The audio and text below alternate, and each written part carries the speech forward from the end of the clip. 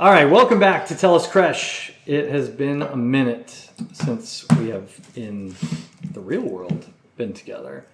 But it has been only moments for your player characters. Last time we were together, our session opened in the heat of battle against a Frostwood Mark patrol of heavily armed kobolds and direwolves. Taryn took a stab at talking things down, but a brutal fight ensued. You all did some bashing, did some sneak attacking from the shadows, tapped into simmering blood magic to incinerate some direwolves.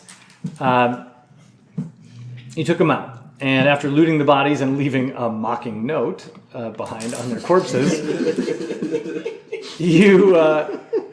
What did you write? We were basically just saying, like, the Frostwood Mark did this because we didn't know they were in cahoots. Yeah. The Frostwood Mark. Yeah.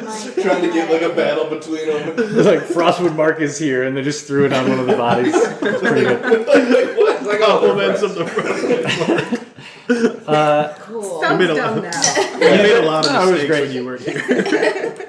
You guys found your way to the back to the stronghold, where you headed up into the treacherous northern passes of the mountains.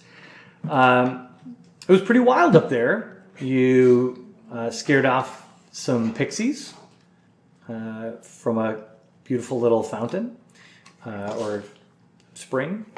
You managed to narrowly avoid being detected by a majestic griffin that flew by at one point. And during the night watch, Lysandra managed to spook away a prowling owlbear using an illusion of a goat, if I remember correctly. Hi. And finally, your trailblazing ranger led you to a high cliff overlooking the V-shaped canyon stronghold. From there, using Lysandra's minor illusions, you staked it out. You guys love a stakeout. You spent a couple days staking out the camp. So it's kind of your thing. You managed to spot nearly military precision from the human bandits down on the lower level, their camp. On the upper level, the sprawling, chaotic camp of many kobolds. And probably most disturbingly, at the end of our session, you watched a highly decorated kobold shaman march up the narrow switchback trail into the very back of the canyon, deep in the mountains. And then the next morning, you saw him as the sun rose coming back down the trail, but this time missing his right arm and drenched in blood.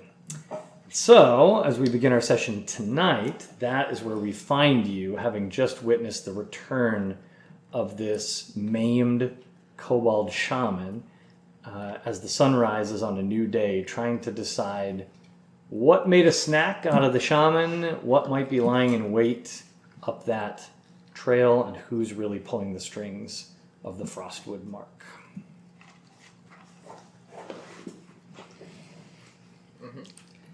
Sir Buddington? You guys get all that? Sort of. Yeah. Close enough. You just make the first move, and then You were very bad. I'll settle in. Yeah, you were very mad at me because I scared away the pixies. Yeah. Apparently, you're a big fan. Not a lot of love out in the wilderness. Just looking for companionship. Tiny, tiny companionship. I think we were thinking about continuing north or heading up towards that pass and seeing if we can find a way in or something. Sneak early in. We gotta find out what took that guy's arm. Where that shaman Well, so as you observe, I will say you are not certain if it is even possible to, from up here, make your way to the trail that shaman took. Yeah. You can go in. You can dive deeper into the wilderness and try to investigate and see if you can, if your ranger can blaze a trail that meets up with where you believe that path runs, or alternatively, you could find some way to make your way down into the upper level of this canyon and literally take the path that the shaman took. Obviously, there are risks to both of those plans. The primary risk of plan 2 being it's a 50-plus foot drop to a canyon full of kobolds. But it's dangerous up here too, and you could spend a significant amount of time exploring the wilderness only to not find this path. I was just checking to see if we had any rope in our party. You definitely have rope. Oh, I I see. think everyone starts with But what's the distance on it? The old pulley system. And what's the I distance? think the standard adventurer rope is 50 feet. It's like It's just long enough. it's like he wants us to. I mean, we got 2 rogues in the group that are sneaky boys. So this shaman had 2 arms, and then you saw him come back with 1 arm? Yep. Yeah. Yeah, that's And covered in blood. Oh, okay. So you watch him with the sun rising over the mountains behind him. You watch him shakily stumble down this path with blood all over one side of his body and missing an arm. And he stumbles back into the camp where several other shamans who look, just based on what they're wearing, probably of lower rank than him, you would imagine. They're just a little less decorated with feathers and bones and knickknacks and stuff than he is. But they run up to him. They seem to exchange some words, and then they sort of help escort him away into one of the tents rather quickly. And he disappears inside that tent, and depending on how long you hang out, you do not see him emerge from that tent. Remind me again, like with the ledge option of potentially using rope and stuff like that, getting to the upper level of this fortress. How garrisoned is it, like in this area specifically from our stakeout?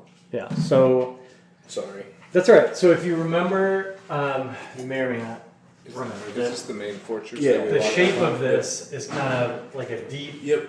V shape, right? And there's the wall that they built with a sort of a gate in the middle. And this is just all rough rock. You all are in this vicinity, roughly. But inside here, there's sort of a second V with a ramp, or like a ramp here that goes from one level to the next. So down here is where the human camp is. Up here is where all the kobolds are. There's a ramp big enough for like wagons to move up and down between these levels. And all the way back in here is where this trail heads off, pretty quickly out of sight.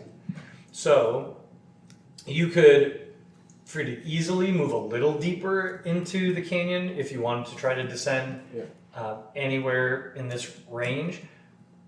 But right about here, things start to get pretty impassable, and you would need to circle or like go back here and try to find a different route.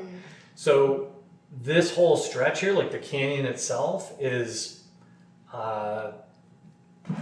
it's probably 500 to 750 feet in there. Okay. So it's yards. So it's many football fields long, right? To go from the gate to here is not a 5-minute walk. Sure. It's like if you're riding a horse, it might take you 5-10 minutes to get here. Okay. So if you were to drop down right here, you'd have the majority of a large kobold camp to work your way through. Gotcha. Okay. And then just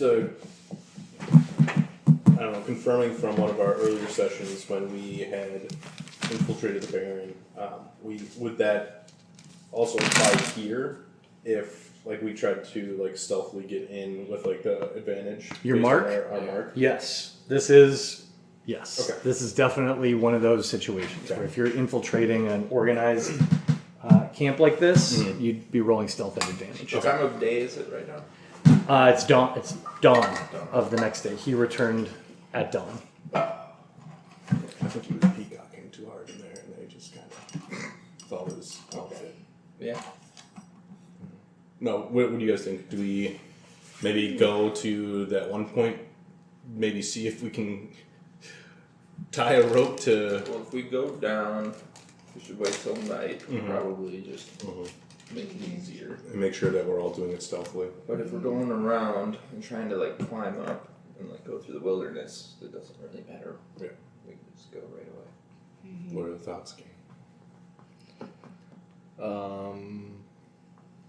Also, those are probably not the only two options. Just I don't want to Fair. Yeah. railroad you into Yeah, no, saying like that's those fair. are the only two choices. We could Trojan horse it? Or... Yeah. It seems like Helm's Deep Could do it should be a weak point. right around there.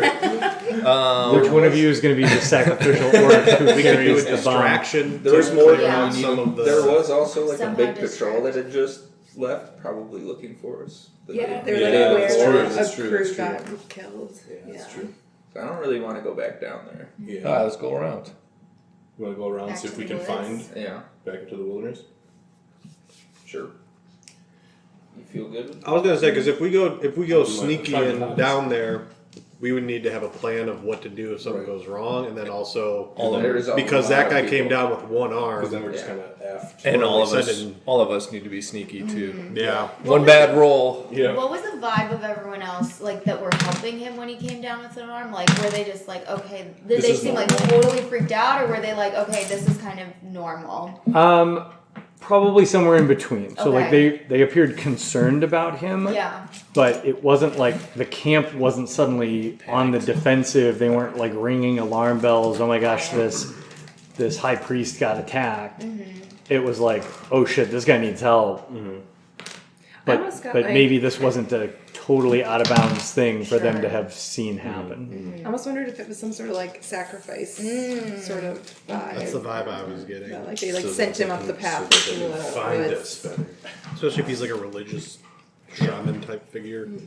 A monster that loves arms. Give us your arm. Once a month. He like went out there of his own free will. It looked like. Yeah. All right, Ranger Dave. Ranger. If you want to observe the kobolds more broadly and see if anybody else is missing an arm, I'd be happy to give you data about that.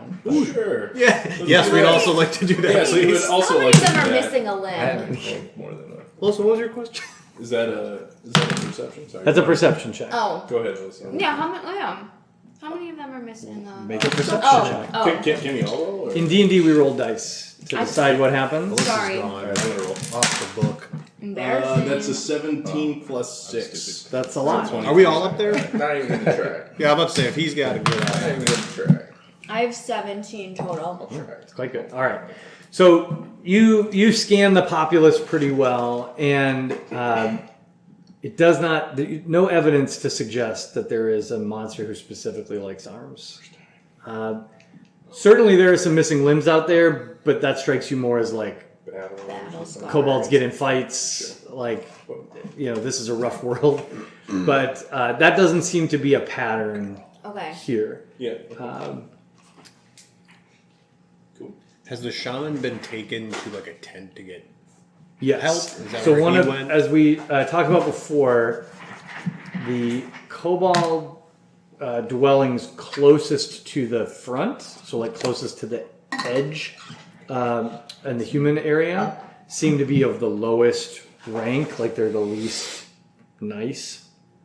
Many of those kobolds are actually just sleeping on the ground, or put some sort of a lean-to together, or sleeping in little holes in the rock wall in the cliff. But as you get closer and closer to the interior of the V-shaped canyon, they start to have more tents and little huts that they put together. And the very closest to there is what probably was built by humans, is like a little lodge. And that's where you've only seen shamans coming in and out of that building. Seems to be the nice place for the kobolds. We should probably head out because even if we were going to drop people down in there, if we're suspicious that group might be after us, Yeah. they could run up on our gang that's Yeah. holding the rope or hanging out at the thing. All right. All right. Wilderness. Wilderness. Trying to find a path. Into the thick of it. I do. Into the thick of it. Let's get stuck in. All right. Putting on my snowshoes. Is it a snowy bone? No. It is now. Too sure. If you get high enough. Tire chains Never on my be shoes. All right. So you all are going to move along the edge of the canyon until it's impassable, and then head south to try to find another trail, or are you going to just immediately head south back to the trail you were on before to get here? Is it able to do it without them seeing us to travel that way? Yeah, I mean, if you're traveling at this point with minor illusions, like you guys have been up here for 2 days, so I'm not gonna worry too much. If you're not being flamboyant about it, you can follow the canyon pretty reasonably for another 100 yards. What do you think? Yeah. Do that? Yeah. Yep. All right. We'll do that. All right.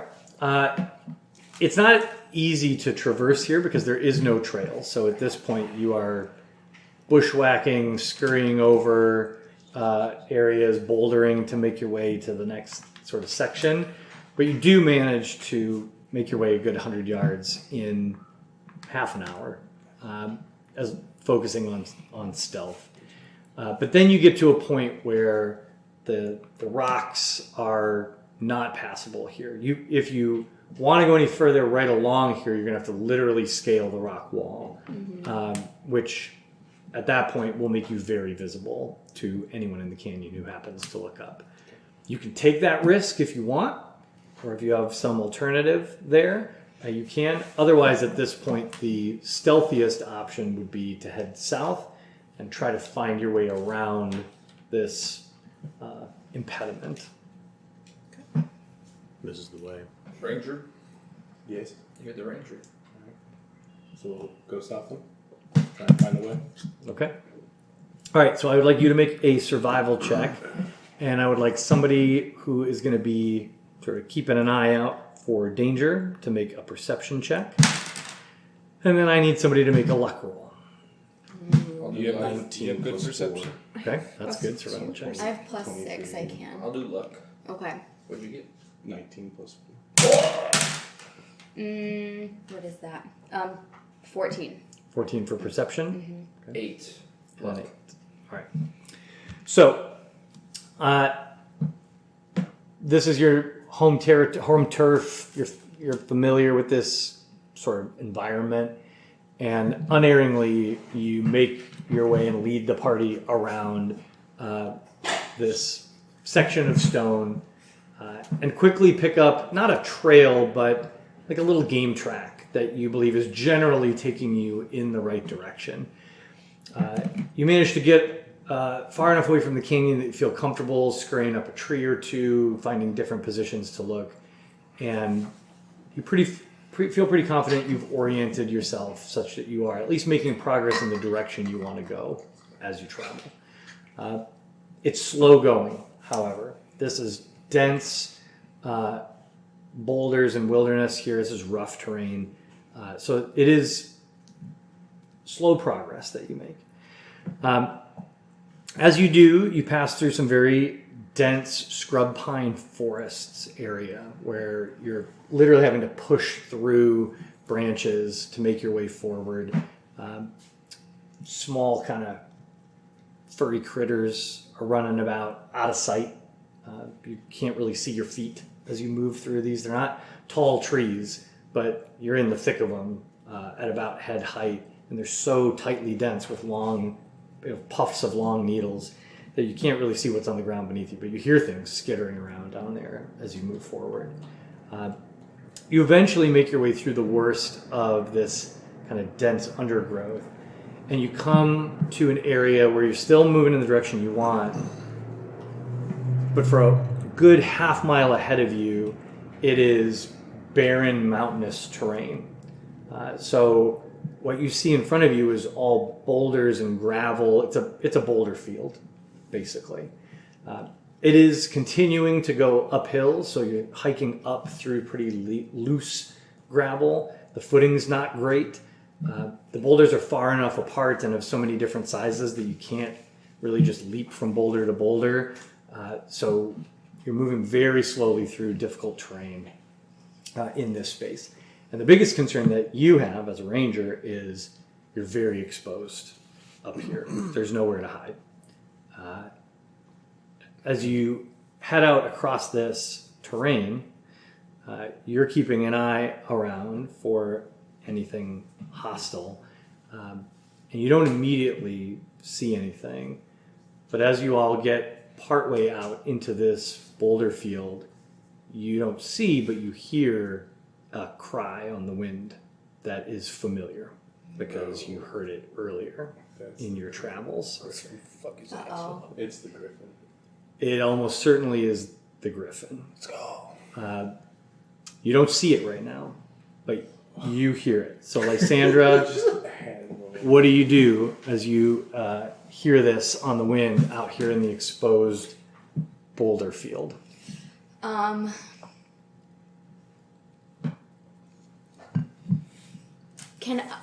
So we're in a boulder field. Are there any nooks and crannies around where we could like easily try and run for cover, kind of like conceal ourselves? So when I describe this as a boulder field, what I mean is that as this slopes up, most of the ground are made up of stones about this big and loose gravel. Okay. But probably every 10 to 25 feet, there are larger boulders. Some of them are the size of, get a good comparison here. Some of them are like the size of this radiator. A few of them are the size of this table. Mm-hmm. Some are as big as an SUV. But they are scattered and kind of random. So the answer is kind of. Like, it would be up to each of you individually to scramble and try to find a place to conceal yourself. Some of them are farther away from some of you than others are. So it's not impossible, but it's not great. Okay. You would be trying to find some section of boulder to cram yourself underneath, or I don't know, bury yourself in gravel, or just press yourself up the side of a boulder and hope that they don't come from that side. Well, I'm kind of thinking that, like, can I cast like a minor illusion above us? Like, I'm assuming it's above us, right? Minor illusion is a very low level spell, so it might be able to conceal one of you, us? Okay. or Cast it So it was here. like or 5 feet. one or two of you, Yeah, it's like perhaps. 5, yeah. But yeah, like you're talking about something Okay. this So big. we would have to like. Oh yeah. So I know if a that's- few of you were crammed together and you cast a minor illusion directly over you, like I'm a bush, Sure. you know. You have it too, right? Yeah. Yeah, Madeline has it It's too. not a lock Or flooring. Seraphina. It's not a lock flooring cloak. It's not a lock flooring. I wish. I mean, it's not all that different because it's only going to really help one person. Right. Right. Right.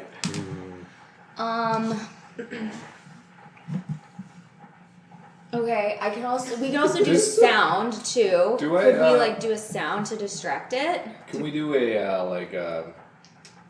I forget what type of check that is. If someone has prior knowledge of griffins and how strong they typically are. Sure.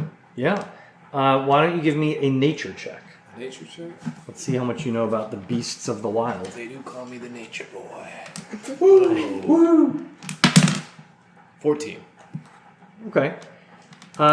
With a 14, I mean, Griffin, you're not unfamiliar with griffins. These are typically apex predators of mountainous regions. The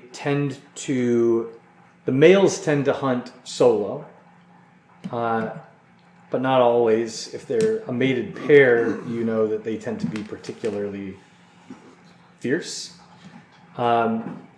The biggest thing that you know about griffins is that if you see a griffin and you're mounted on a horse, that's a big problem because they love horses. That is horses and livestock are their typical prey. So they'll come down from the mountains and fly off with a cow or whatever. But if you're the survival guide would recommend to you if you see a griffin and you're riding a horse to say goodbye to the horse and like good luck horse and get the hell out of there. Yeah, we said that to our horses earlier. They are they're large creatures, so body's bigger than a typical lion. Like they're more like horse size, like big horse size. Winged with bodies of a lion and the head of an eagle. Fierce beaks and talons that they use to rend their prey apart. Yeah, that's mostly it. Or like, Would they be attracted? Oh, they're to really fast. the also. sound of a horse. Right. would, That's what I'm thinking too. That's what we used. are like groups of Or we did sound for people the- known to last time. And it hold up worked. in a fight against a griffin? Yeah, I It was mean, dicey. I think you would know that Similar situation. that well-equipped groups Yeah. of adventurers, that griffins are probably survivable, but they are fierce creatures, Oh, yeah. right? It's not like some of the monsters that you've heard of that are just like if you see this you're just dead. Okay. Like just give up. Dude wants to fight this thing. Yeah. Are griffins Maybe try to ride it. afraid of anything? Dave's gonna tame it. Like historically? Like famously, are Yeah. they? What's their kryptonite? Is there an old wives' tale? Is there an old? Um, They don't like fires. Would you like to also make a nature check, or are you truly trying to consult your like mental lore? Are you asking what Taryn literally Yeah, knows I'm gonna- about griffins the I'm- way Duke did, or are you asking what has Taryn heard about What griffins? have I heard about? Okay, make a history check for me.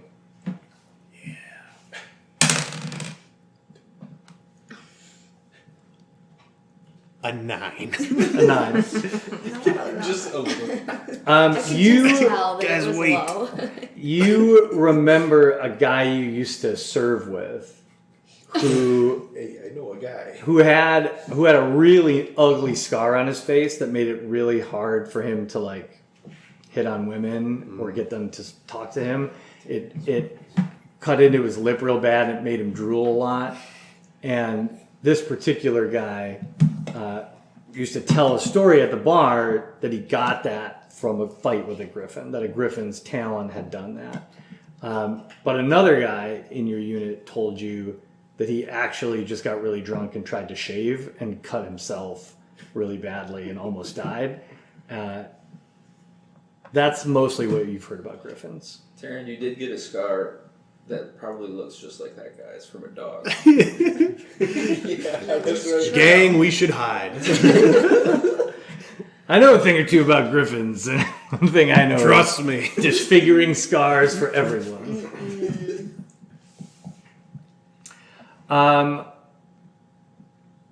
What are you doing? I assume you've just told the group at least Yes. that you We're aware. heard Everyone's this. aware. I need reactions from the group because at the table talking strategy is all good, Yeah. but this is a fairly urgent moment, and so I Okay. need to know what each of you are doing right now. Okay, ready? Action. You guys, there's a fucking griffin. I hear it. Crawling under a boulder. Yeah. Yeah, I can make a boulder that's the 5 sides of a 5-foot cube. Someone give me an illusion so I don't have disadvantage. I'm standing next to her. Yeah, I'm doing an illusion over myself as well. And if I'm anyone gonna hide wants to- behind her Okay. illusion. Oh, great. Alright, John literally says, hey, someone doing me illusion. They're both like, nah, man. I thought you said you were doing one. Never mind. Each of my casters, you may hug one person and thank include them in your illusion. One. Each other. Quaking in fear. Who are you Well, helping? you can get one of them. I got. I'll take Would John. stealth be in I was hiding? gonna say, Yeah, what do that. stealth is the most Yeah, I got stealth. necessary so I will, here. So I will risk myself, and then How I will stealthy fight are if I you? need to.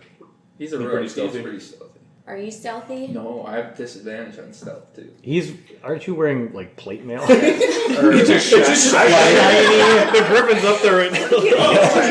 Just like I got dirt. chainmail. It's shiny metal It's armor. still heavy and gives me Clanky, shiny metal armor. Okay, disadvantage. Yeah. Okay, So- so I'll be with Ranger. got it.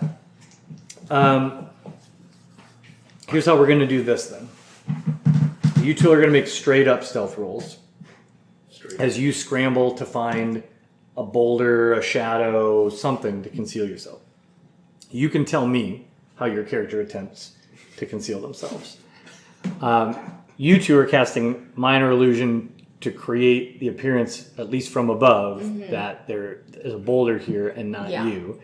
And you're pairing up and hugging close to try to conceal these two. So I want the four of you to make stealth checks also, but you may make them at advantage, which is a straight roll for you. Yeah.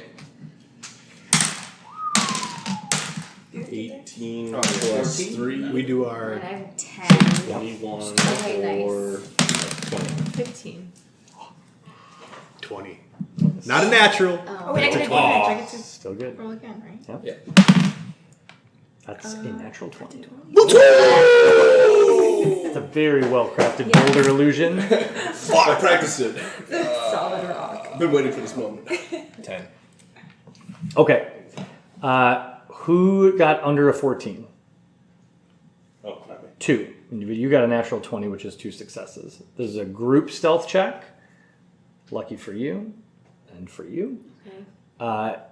And you have passed. Yes. So the stealth check successful. Enough successes there. You Dude's like, damn it. Imagine what we can lose. He like purposely like kicked her out.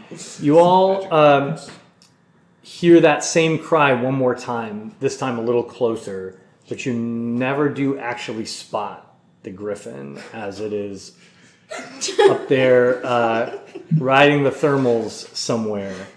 Hard to know. But you also hear a second cry Oh. that is similar, but you feel confident is a different creature. The cries So unlucky. continue for probably 15 minutes before you feel confident that you have not heard it in long enough that it is safe to come out of your concealment. And when you do, you take a good hard look around and you don't see anything out there in the air. And you're able to continue moving forward, following the trail that your ranger is blazing for you. Sorry if I sweat it on you when you were. It's okay. So this path leads to the griffin lair, where there's multiple griffins. We might be heading to Gryffindor. Oh. Am I right? I never made that connection. That's their... Isn't that their logo?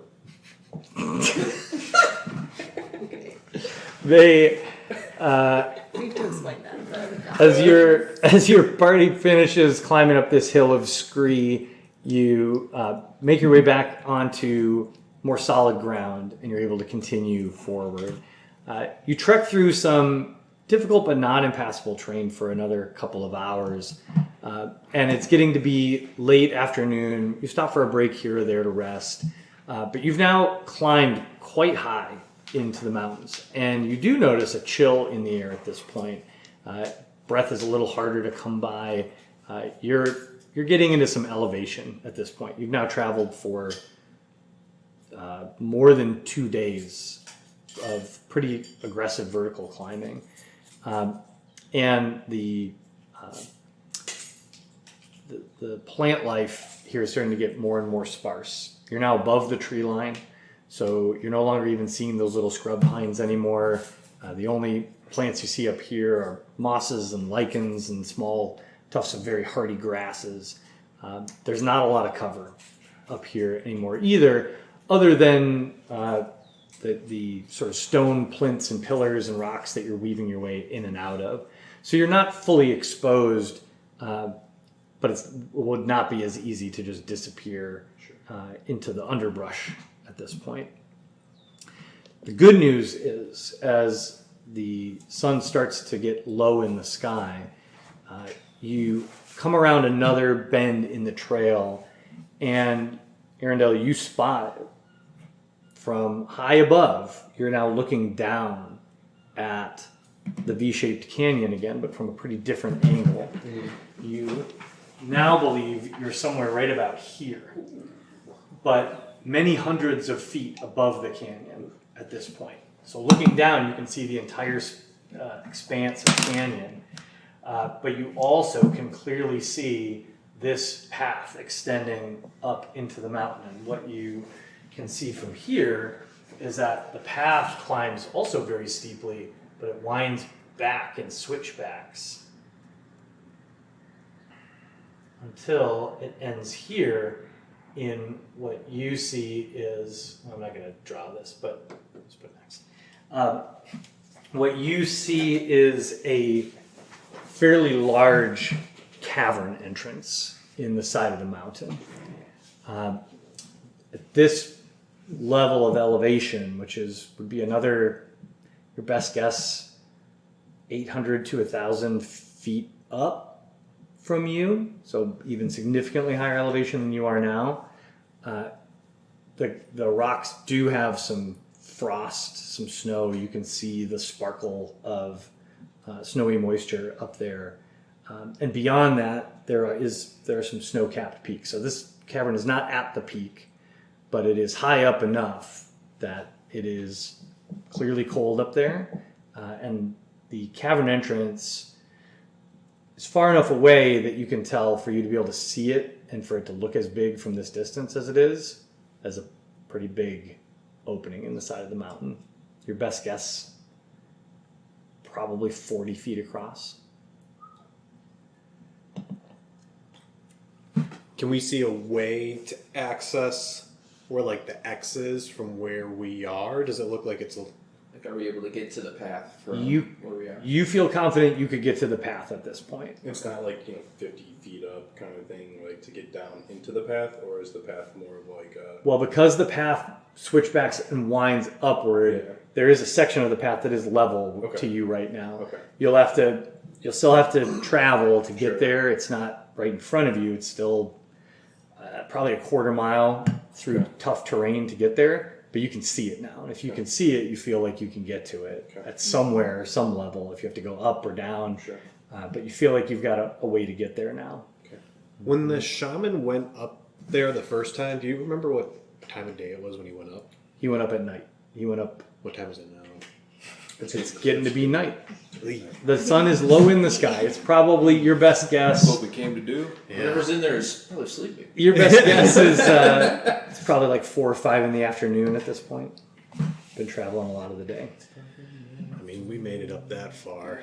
Just finish the job. Got to do some investigating. Got to do a stakeout. I can only think of one logical thing for us to do. You can't go in uninformed. Do we go down to the path? I think we go to the Make our way. Yeah. Try to get to it. Okay. All right. You start blazing a trail directly towards the path. It is, again, it's hard going. How about this? Anybody who's not Arundel, who already made an excellent survival check and is very at home in this wilderness, make a Constitution saving throw for me. I want to see how you're holding up at altitude in this alpine climb. Let's see how your conditioning holds up. 9. Is it saving throw? Yeah, Constitution saving throw, please. 9. Do I get a bonus if I'm holding my wandering monk? Nat 20 is nuts. I don't remember the exact text of your Wandering Monk, but You feel young. High knees right now. maybe. 15. When traveling, you ignore the first level of exhaustion gained from a forced march. That works for me. Yeah. So you're going to auto pass that. Cool. Anybody who rolled below a 10 was the DC, you're going to take 1 point of exhaustion Ouch. from today's journey. Can I gain a point of exhaustion for With a getting a nat 20? It's, Can I Did give we some of rest my it all the breath last to round? someone? Because I'm at 1 right now. are we? You're at 1 hit point. Or 1 exhaustion level. Oh, you were already at 1 exhaustion level? So now you're at 2. Oh. I didn't know I if feel there was like a we rest probably or should have something. reset you after we were like making camp with our horses in the woods at some point. No, Well, yeah, you guys did. exhaustion was like before that last session when we trekked to the. Yeah, if you just maybe you missed a long rest because you guys had the battle and then you've been up here for 2 days. You encountered the bugbear, but it didn't do interrupt your anything. rest. Yeah, so you should probably be at one. Stay at one? Stay Okay. at one. Because we were just camped out looking for that something. Yeah, I would imagine. yeah, you would have I don't had. remember the exact time. We might not have reset. It's right here. Under hit You point would have had a long rest, I think. at the bottom. I think so because like my spell stuff is all reset. Yeah, So. Oh, whoa. That's cool. yeah. So we probably just missed What giving you. does giving the you first the level do again? So, in your conditions here.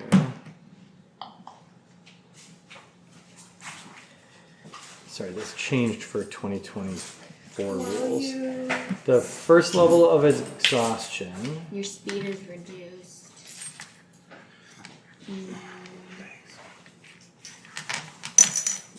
D20 test. Yeah, you lose The roll is reduced by 2 times. 2 times your exhaustion level. So every d20 roll is at -2.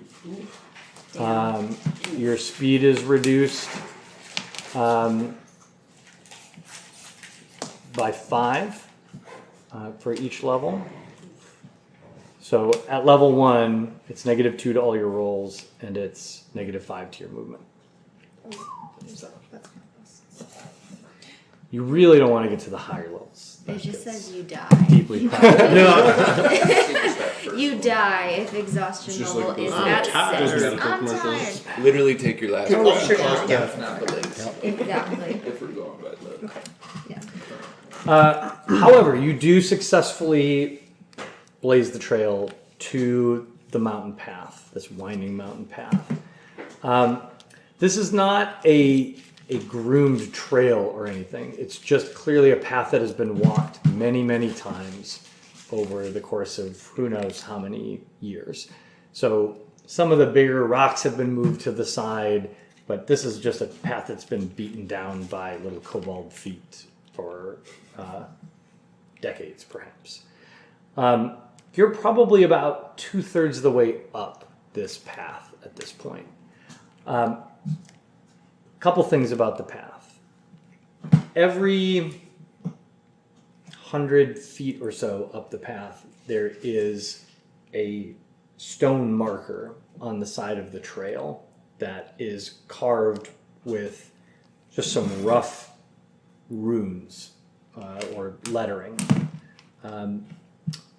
One of you or more speaks Draconic, I think. I know I do. Taryn. Oh, I do too. Okay. Noble Draconic. If that works. Pretty sure. So Too fancy.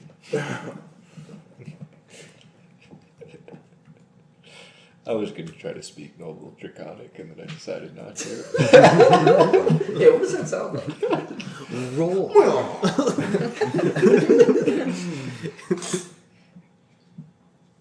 So the carvings on that stone nearest to you seem to be some kind of a prayer, best you can tell. A prayer referencing the submission to the Winter Fang and a desire to prostrate oneself in front of the vastness of its power.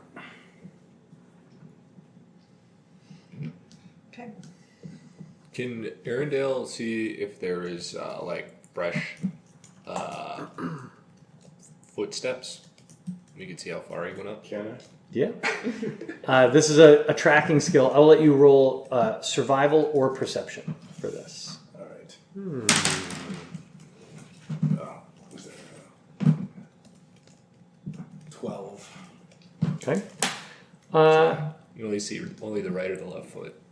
They split up that Scooby-Doo. So you don't Lost a leg. I'm coming up here. you don't see footstep necessarily, but you can see pretty obvious blood. There's drips of blood Could be from the guy. on this path. It's not that new. Well, No, I'm not saying it's not that new. It could definitely be that guy. well, okay. This is not brand new fresh blood. To be Gotcha, clear, it's gotcha, not. gotcha. It's not wet or tacky still. That was a full day ago, but it's still quite visible on the rocks. And up here, about 2/3 of the way up the trail, it's a pretty healthy blood trail. It's not like a dribble. Still going up towards the X. Yeah, Okay. yeah. You're pretty sure this guy bled his way most of the way down the mountain. So do we go? At some point we should just stealth it out and investigate. Are we close enough to do that? Sort of separate from the gang. Oh, you mean Investigate what? you mean you want to go out ahead, scout it out? ahead? Caverns Cove. You want to go up to the cavern and scout? Yeah. Does everybody else want to do that? You can do it. Yeah. I'll probably hang back. We'll follow slowly. If you want to go. How far out are we right now? You're about 2/3 of the way up the trail. Well, let's Let's go a little ways. Let's We get can- within like 100, Yeah. 200 yards. We'll go up higher, and then Another 15-minute hike will take you pretty much to the opening of the cavern. you can scout it out. And that's just pitch black in there, or I mean, yeah, at this point, the sun is setting behind the mountains, so there's not a lot of light up here at all. I mean, it's a big entrance to the cavern, so you can see through the light of day, you can see about 15 feet in. But we don't see any like fires in there. Like it doesn't look like anybody's in there right now. Oh no, it just looks like Okay. just looks like a cleft in the side of the mountain. did we when the This looks like a natural cavern. to Okay. me. did we It see doesn't look what like- inspired the shaman to go up there the first time? Was there something that like triggered it? It was No, like they've just been talking. they came back and they looked like they were alarmed, like they had maybe identified that the people, the group of kobolds that we had killed had been found. So this like And that's what's They were Group of- like came back. arguing between the humans and the kobolds a little bit, and then they sent out the big party to look around or whatever. And then the kobolds, then they sent like the shaman up that night. okay. they were like conversing with Richter. Yeah. I was gonna say because And like then there's they- not a chance of like another one, that guy coming up again anytime soon.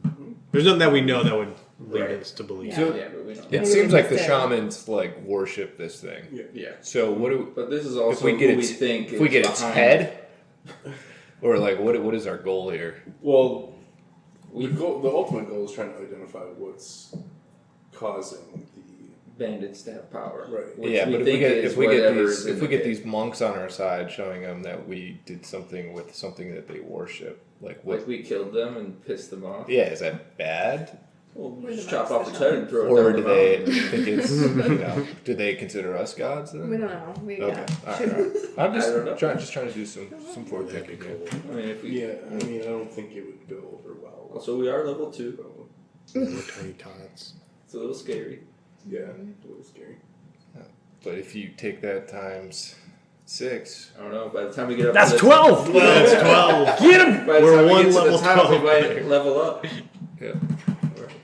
Well, let's at least scope it out. Alright. I mean, we're already up here. We're not gonna. We can't go back. Yeah. Yeah, we, no, I think we have to scope Big it out. waste. We do have Keep another going. character ready to go. It is good to always be brainstorming new characters. Oh, I've got it. I think we could do some stealth Yeah, let's scoping out. Yeah, what's going on? Let's check It's it out. probably my guess is that it's animalistic in nature. If it took off its arm, wouldn't you dragon? I think? think it has like a What if he cut his arm off Eagle's himself head. as a sacrifice? That could be What it. did the thing say? Fang of winter? Is that what it said? Or the winter fang? Yeah, they are submissive to the power of the winter fang. Have any of us ever heard of the Winter Fang before? Yeah. Make a history check. We're gonna Let me see think. here. Good question. Let me think. 23. 21. What is fangs? I got a A lot 7. of things. I got a 7. I haven't heard. 16. Idiot. Plus 2. What was it? History? 21. Okay. 21. I said, How much? I think I heard something in a bar. None of you have ever heard specifically of the winter fang. You do recall one of the kobolds that you were fighting talking about the talking about the Fang, made a comment about the Fang, doing something for the Fang, or the Fang would be displeased, something like that. But in all your experience, you've never heard of an entity, a creature, a person who goes by the Winter Fang. The only other thing I would say is maybe at some point you might have heard a particularly steep mountain referred to as a Fang, or the teeth, or things like that. But no, none of you have heard of the Winter Fang. If we go in there, do we have any way of seeing in the dark? I have dark I vision, think I 60 do feet. too. Yeah, I have light. Where do you see that? Under dark vision? senses, like on the far You're- left. For you on the app, Scrolling, it's yeah. under I could shoot a Abilities? firebolt. features. Features. Maybe. Maybe not. Hold on. It's under senses. Proficiencies? Senses. In the second box from the left. Actions? He's on the One more time. So I'm going to go ahead and draw Kermit the Frog. What do we? There is. Yeah, no, I got dark vision too. I don't know if I have that. It is a different arrangement in the app, which Yeah. makes it tough. It would be under features and traits. Features and traits. You're human though. You don't have dark vision. I do have dark vision. I got sleight of hand though. You do indeed. What's Lot that of- behind you? Great magic trick. Does a lot of up close magic. Yeah. Yeah, Yeah. I don't think I'd be. But I do have a light cantrip that I can put on you. What does that do? Makes light. Make you light. But it would make me like, if someone was over there, so you they'd would see not me be- like. I mean, I can put it on Yeah. you. We wouldn't need your dark vision. It's the magical equivalent of a torch. Yeah. Oh, okay. Like, Yeah. lighting up a torch or a We lantern. have We do ways have to see. torches. But Yeah, Yep, you got that'd those. be the risk though to go. All right, I'm over gonna go. he should scout it. Yeah, Yeah, I was I'm gonna gonna say, go I'll hang back. stealthily. Okay. Try to take a peek into the cavern. All right. So, are you all hiking up a ways first and then sending them ahead, or are you? You're a 15-minute hike yet to the cavern mouth. So, Yeah. at what point are you separating from Duke? Is this a Duke solo mission, and y'all are hanging out down I here want some having a support. rest? Yeah, think we should get can up to just the keep mouth. going. Yeah. I think we should just get up keep to the going. mouth. Yeah. Because we're I all feel gonna go up. vulnerable in the middle of the trail, right? Yeah. We're kind of vulnerable everywhere at this point. Yeah. Why don't we get within 100 yards, Yeah. and then I'll go take a peek. You're not- Then I'll tiptoe up. All right. Where we're not visible from the cave entrance, maybe. Or like. Not walking in a But straight line. we're gonna go up slowly, not. Yeah. We're And gonna then we'll send you. lock in. This feels here. like the, Everyone gonna walk lock in. this in. feels like the So a couple mountain things. with the rabbit. Thing number one, Yeah, literally. where you're currently standing is visible from the cave entrance. Oh. Oh, never mind. As a follow-up, you will pass more than one switchback on the way up that is visible from the cave entrance. Everything I just said is also true about the V Canyon. Not all of this trail is visible from the canyon itself, but sections of this trail are visible from the canyon itself. You're not currently visible from the canyon, and the light is getting lower. But there are lines of visibility in both directions. So we're not currently visible right now to the Just the camp. cave. To the Just the camp, cave. you are not. Okay. To the cave there. So do we want to just wait till it gets dark out real quick? Yep. All right. So let's take a knee. Keep our eyes peeled. On like the side of the trail, like can we still be tucked away in the trees? Yeah, I mean, you can. There are no trees, but you can definitely do your best to conceal yourselves while you wait for the sun to set. Yeah. Okay. Why don't you give me a stealth check, everybody? One more time. No advantage this time. Just regular old stealth checks. I have 17, but -2 for. That'd be so a 15. 15. Natural one. Nice. That's pretty bad. 12? 4. Wait, yeah, 4. 5. Josh. And a 12. Everyone was under a 15. Everyone Yeah. fell with a bunch of pots and pans. So, Judd is just thinking. I think what we're actually going to attribute this to is the fact that you just didn't realize for the first 20 minutes while you were standing there that there was a direct line of sight to the cavern entrance. That's about right. Yep. And then once you did, you scrambled to get out of view, and one of you is very loud and covered in metal, and others of you were not slick. As you get off the trail and onto the sides to try to get out of line of sight, nothing happens. The sun slowly sets over the horizon, gets dark up here. But at the same time, a breathtaking array of stars come out and are visible from up high at elevation here. The humidity is very low. It's a clear night with just tiny wisps of clouds. A very bright white moon, nearly full, is up. And the red moon is a thin sliver next to it. And it casts a really spectacular lighting over the entire valley and the entire area around you. It's just one of those, for those of you who had never been adventurers before, this wasn't your thing, you just kind of got swept into it. This is one of your first moments of sort of seeing the glory of what it can be to be an adventurer out in the wild and just experiencing the breathtaking side of nature and the wilderness. Arendelle, you've seen this many times. Some of you who have journeyed together have had moments like this before, but I would say for somebody like Sandra, who's been a bit of a city girl until getting sucked up into all of this, and maybe for others, this is one of those just kind of breathtaking moments. And as you're soaking in the majesty of the mountaintop, you hear far closer than you would like a very familiar cry as swooping down from above you, a mated pair of griffins attacks your exposed position on the mountainside. I'm gonna need everybody to roll for initiative. Well, it was great seeing that moon before I died with all of It is you. beautiful. Wipe the tear out of my eye. And then go ahead and place yourselves where you think you would be on the trail. The trail itself winds back and forth, and it's only 2 squares wide.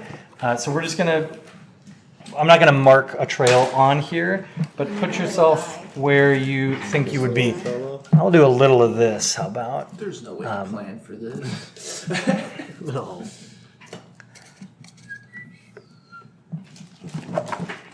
I'm way over here. Oh no, I need you all on that surface.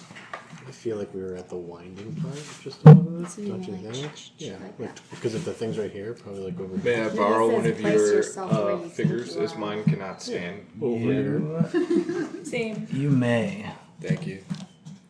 Let's do a couple of these. Or wait, you want somebody who looks different? I can dig out the better ones too. He looks different. We all like You don't look like me. Did you get the girl? Around here. they're Holy shit. That's a girl? Can I be Oh, the but girl they're and gorgeous you- creatures. or- I don't know. They are. This is Yeah, the these are I problem. wanted you to perch majestically up there. You're not going to do that. We That's okay. have to try and calm them with Yeah, words yeah. first. Here's some Harry Dave Potter. was Harry trying Potter, It. like Dave was downboard. trying to tame a griffin. He could do it. He's a ranger. Easy boy. Easy. Whoa. Whoa. He's just hungry. Come on, Dutch. Here's a duke. Here's a duke. Oh, that is it. Oh, there you go. And God, what did we get ourselves into? we had a beautiful sorceress Oh, yeah, that's my fave. here. Careful Sorry. with her. She was supposed to slide. Come on, Dutch. It's a delicate flower. Do you want to be on the same part of the trail with us, Taryn, or do you want to be over You there? want to just Do you be. want to like? Because he said it's only 2 squares wide.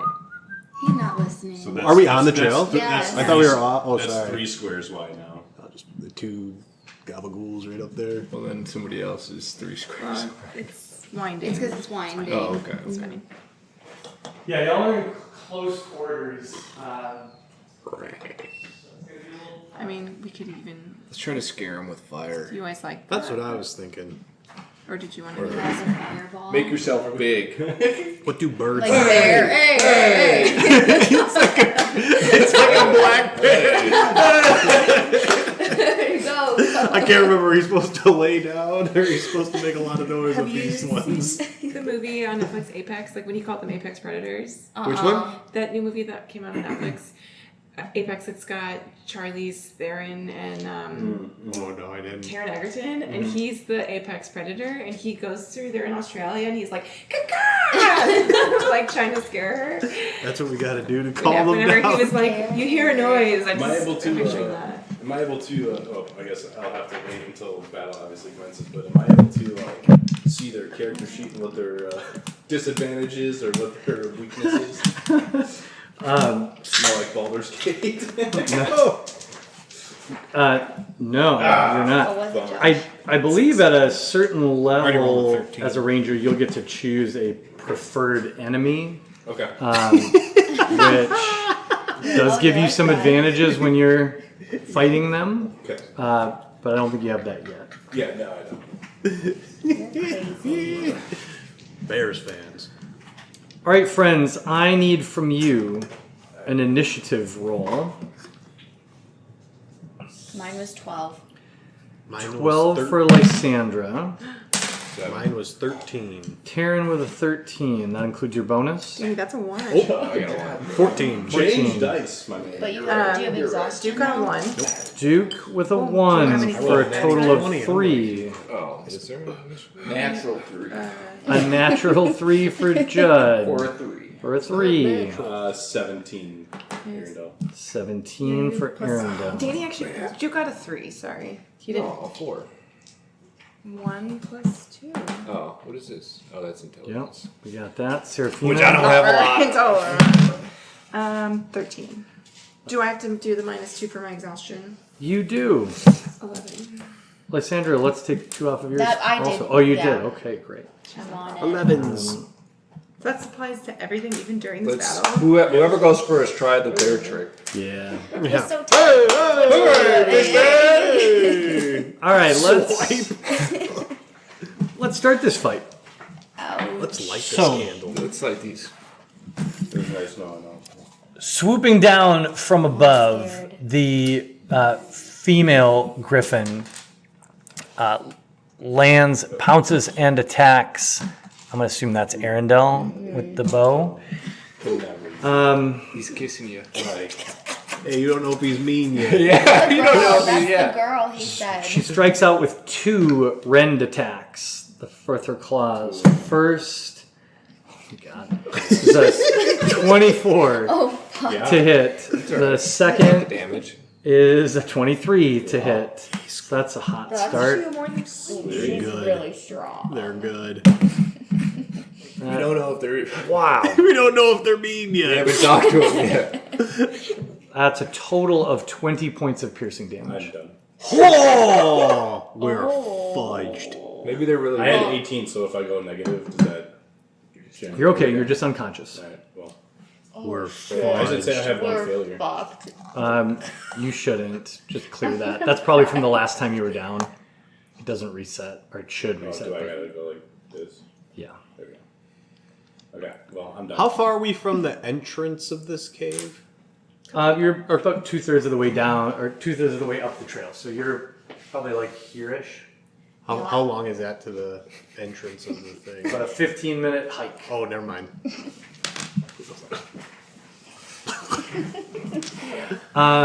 Next up in the initiative order is Arendelle. Arendelle, make a death save, please. Survive. 16. There it is. He's alive. That's a success. Nice. He's alive. So that's good. Next up, the second griffin is going to swoop down No. here. That's me. Fall Attack. off the cliff. This, you're the samurai. Clumsy. Yeah, that's gonna be just my tail. All right, I Whipping like it. around.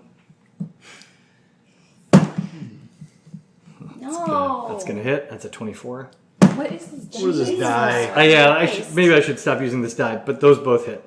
I'll roll on the I'll roll a digital dice for the rest of these. But weighted die. Lysandra, the What's first going on claw here? does 5 points of piercing damage, and the second claw does 12. That's 17 points of piercing Dead, damage. yo. Oh, yeah. Lysandra is down. We'll get him. Taryn. I'm panicked. You guys, this is. I am going to turn around and does a healing potion? Leave all of you. Yeah, book it. Does a healing potion work on knocked down? I'm going to use a healing potion on our ranger friend here. Okay. I have one. Using a healing potion takes your action. I will do that. And I will get rid of that in my backpack. Okay. And then I can do a bonus action though. You may. I am going to...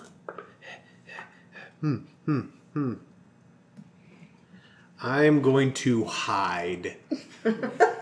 Wise. Yeah. Can I use this? Sure. Sure. I'm going to hide. Let's take care of your healing. How do I do that? The healing potion is, I think it's 2d4 plus 4. You can click on the healing potion and tell us sorry. how much it heals for. Is it still there? Let's see. Potion of healing. Oh, it looks nice. But what does it do? It is 2d4 plus 2. 2. Okay. So roll 2d4 plus 2. Take your healing. This thing. 1, One more. 3. and 2, 3. So 3 total. 5 total. 3, Plus 2. 5. So you heal for 5. Heal for 5. He's You're back. back. You're back, baby. You're back, baby. As you come to, I'm already gone. You can't even see me. Roll a stealth check. Shit. Yeah. Hide. This is an attempt to hide. Oh, yeah. It's not an auto hide. Oh, yeah. If that's not wrong. 6. That's not. He's next. Maybe you're concealed. We'll see. Lysandra, you're up next. I need you to make a death save, please. Do I do -2 for these as well? Ick. 17, 16, 15. That's a success. Yes. Come on now. Here we go. Tides are turning. Seraphina, you're up next.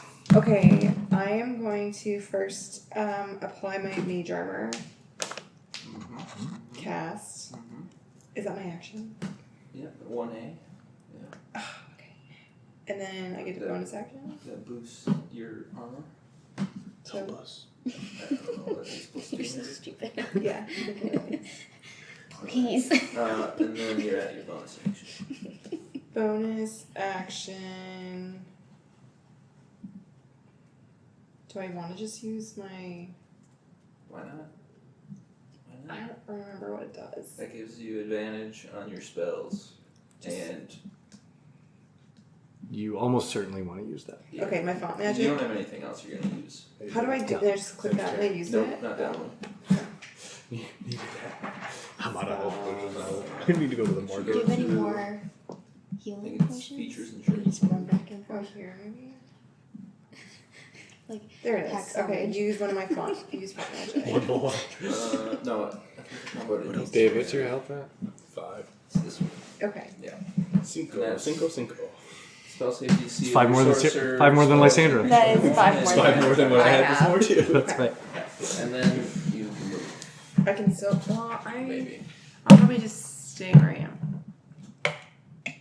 Yeah. What'd you do? Which one are you? I put my armor on. Basically powered up. Yeah. And then. Put my arm And that was my main action, so I couldn't like fight anybody. Good job. Duke, Okay. you're up. All right. Oh, so Duke. I'm going to throw out one of my healing potions. But I'm quickly going to just say, hey guys, who should I use my healing potion on? Dave or Well, he's Arendelle, or should I bring Lysandra back to life for fighting? Oh, that's a good question. That is a good I would question. say Do you want strength or do you want magic? Well, I would say having more Numbers. people is helpful because More they could only guys. attack All one right. at a time. Healing potion. I'm whispering. All right. So Duke, that's your action. Say, 2d4 plus 2. Roll big. 3, 5. Hey. Okay. Very consistent batch Let's go. of healing potions that you bought. 5s make it 10. I'm gonna go and tide. Yeah, Okay. Oh my god. you can do that. And I'm gonna jump. There takes less and less of us for them to attack.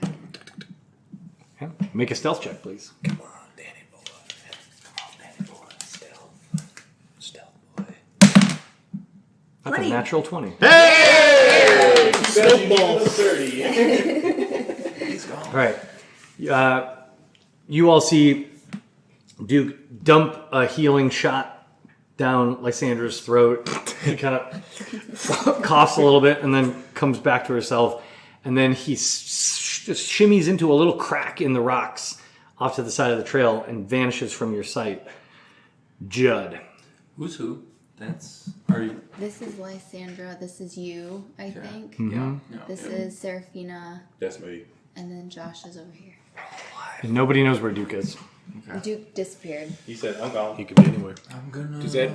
Does that in any way affect my next stealth attack?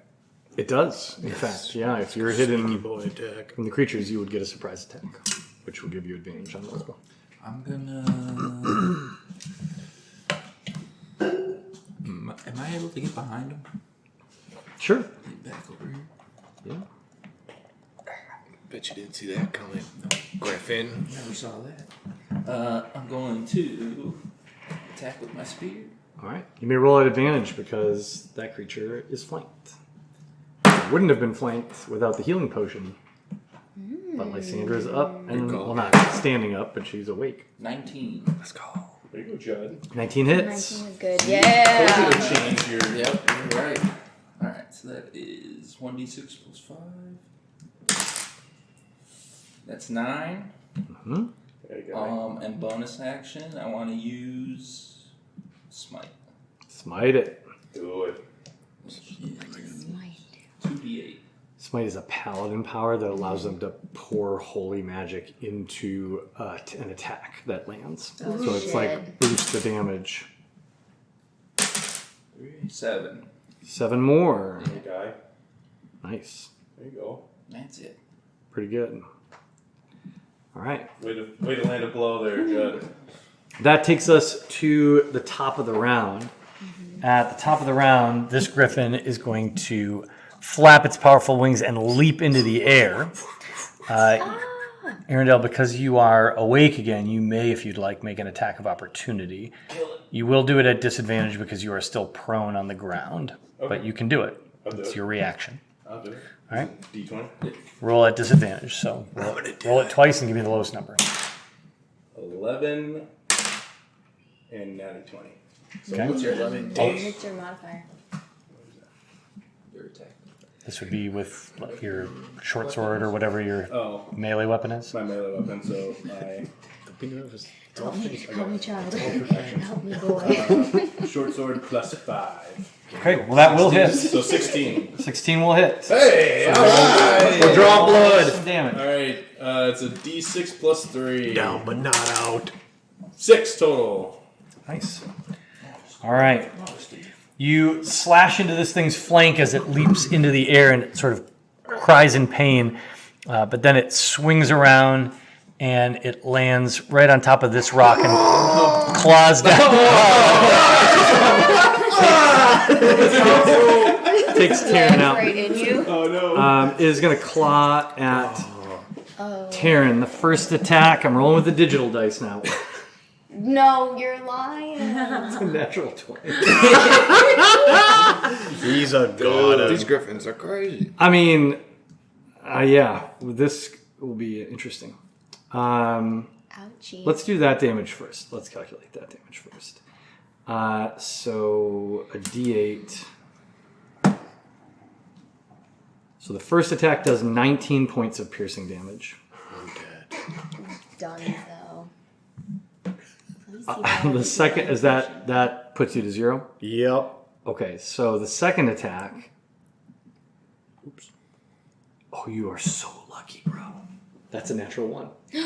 I swear to God. Look at Nat 20, natural 1. Eek.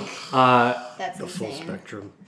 You're really, really lucky that missed because Dead.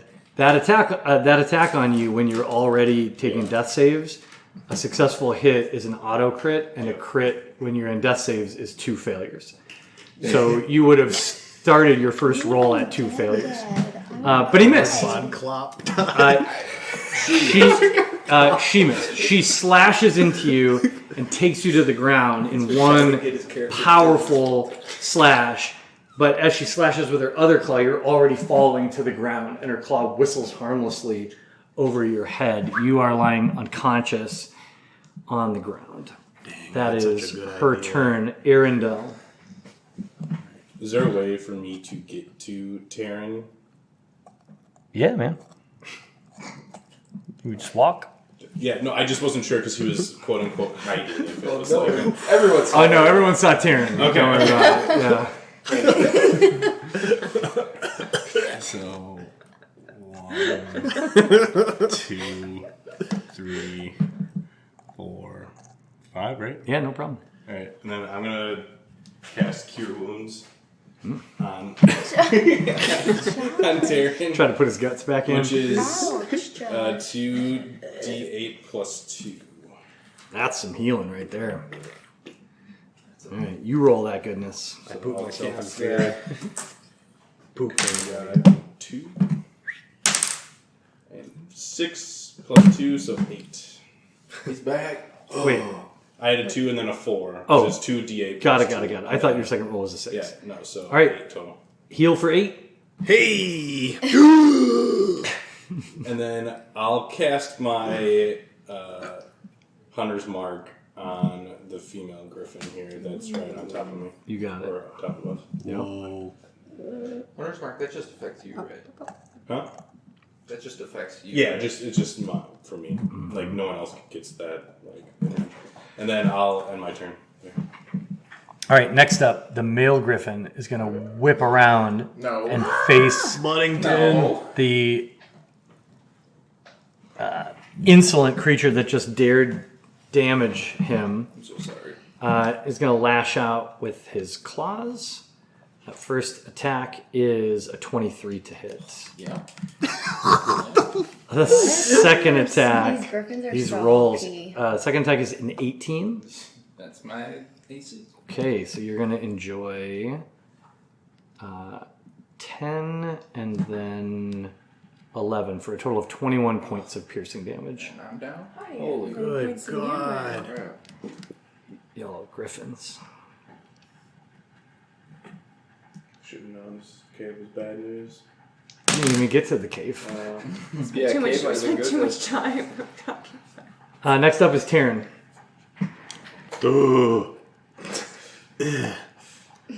I am going to. He's facing that way. I can't get a sneak attack, can I? Or if I go around, I could, right? Flying. Yeah, you cannot Or not leave a this sneak creature's attack, but- melee range without opening yourself up to an attack of opportunity, but if you circle it without leaving its range, that's no problem. So you could basically go like this, as long as you don't get too far away from it. I'll do that. Yep. And then I am going to take out my dueling daggers. Let's go. And I am going to try and slice his Achilles tendon that's right there. Her Achilles tendon that's right there. Do it. She is flanked, so you can roll your attack at advantage. Both attacks, I should say. So first, your main hand.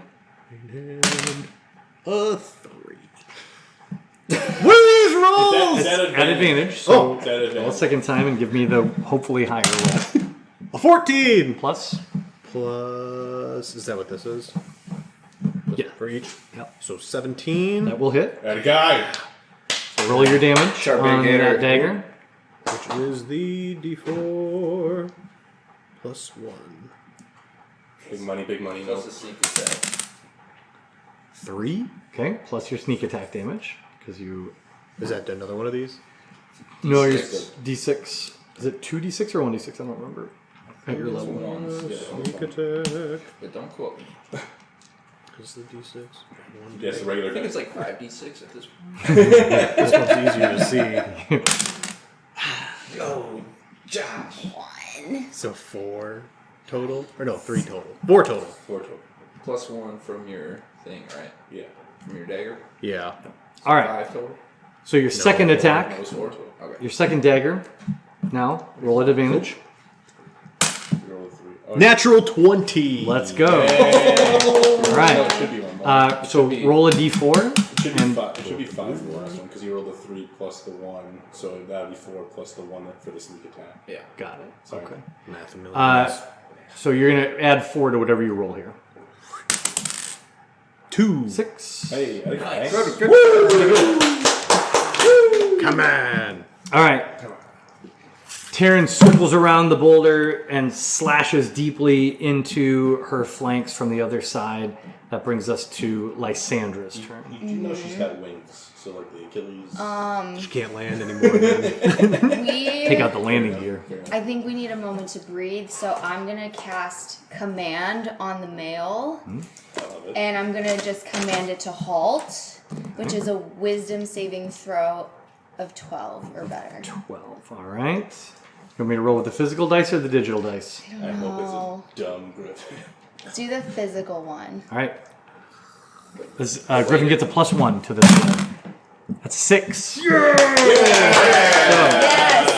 If I remember correctly, halt means it cannot take any action or bonus action. Yeah, on its turn, can't move, takes no action or bonus action. Okay. So you Huge. That's a great action. Lose a turn. frozen. All right. Freeze. Lysandra commands up at this griffin with a powerful, magically backed cadence in her voice. And the griffin lowers its head and seems to freeze in place. Seraphine, do you want to move or do anything else? Yeah, I think I want to get away from it a little. I'm gonna go like Was that also back by knock my out its magic reactions? sister. I think it's just good now say for it like does. a move. Yeah.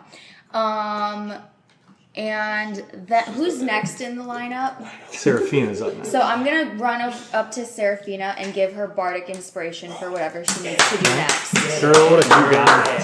Girl, you got this. Good turn. Good turn. Light 'em up. Queen. Live your power. I'm gonna use my firebolt, but do you think I should attack the one who's frozen or the one who's about to deal with you guys? Who's got more damage? I think Judd did. They're more. both I did they're both a 15. little scuffed up. Yeah. That's not a lot. Scuffed. On a scale of 1 to 10. I'll go what for is- the female. It's like a right. 75%. Firebolt and okay, Yeah, just bardic so inspiration. I bardic inspiration and You get advantage from your thing. advantage of Your mine. font of power, your And then it's raging minus magical 2. powers. Yes, -2. Add advantage, -2. 5. 15. Lady, what? Minus 2 is 13. Mm-hmm. Plus Your spell attack modifier. which is 1 or I don't know. What's Go more back than to that? your spells. Spell. Firebolt. Oh, okay, plus 4, so 17. 17 hits. Yeah! Do your fiery damage. Sorry, I'm just Fireball. confused about my innate sorcery that I'm using. That just gives you a advantage. That's what Yeah, gave me the just advantage. Gotcha, advantage. gotcha, gotcha. Okay. Okay, and then So this is so. a D10. Is this one again? Yeah. 3 Okay. plus something. No, plus 3. You also have a bonus action where you could use your sorcery points to do another spell. Okay. I get If really you want. confused with all these slots and points and stuff. Yeah, sorcerers get complicated. When you get meta magic in You don't have to. Do I still have 2 sorcery points though since I used that no, one? that's a different thing. If you go Oh. to, this is not a bonus action. It's just like an ability. If you go Okay. to features and traits, Okay.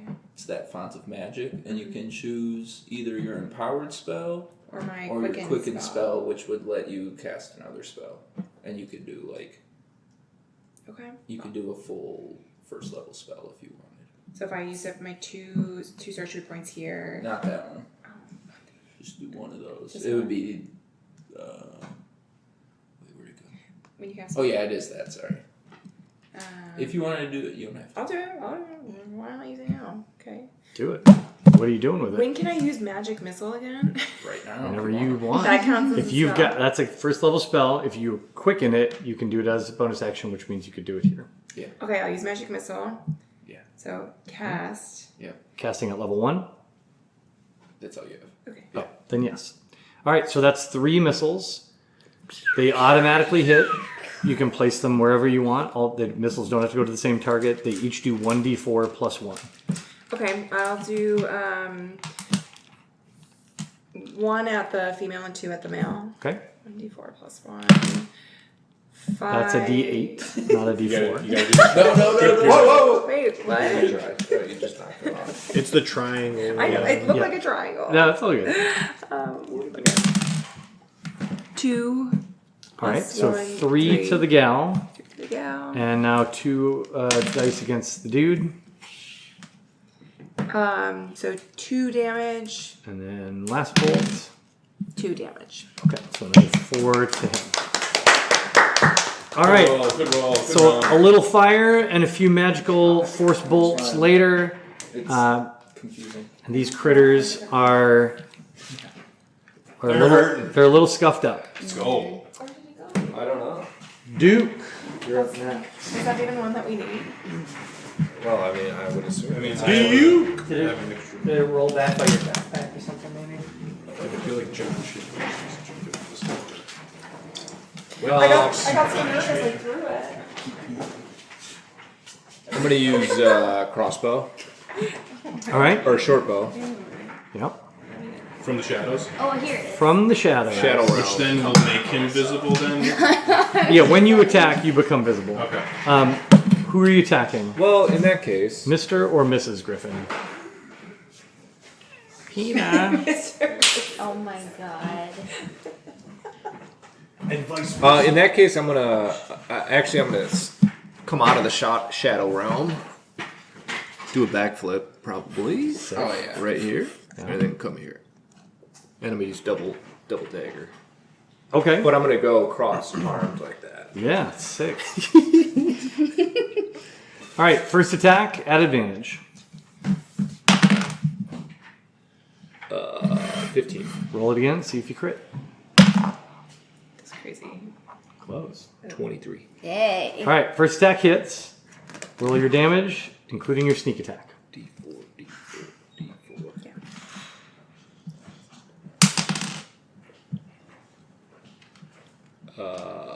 5. Plus your sneak attack. It's D6. Normal dice. 6. So 5 plus 6, 11. 11. Nice. Come on. And this is on the dude, okay? He's dead. All right, nice slash. Come on. He looks bloodied. You may now do your second attack. So your offhand, the other dagger.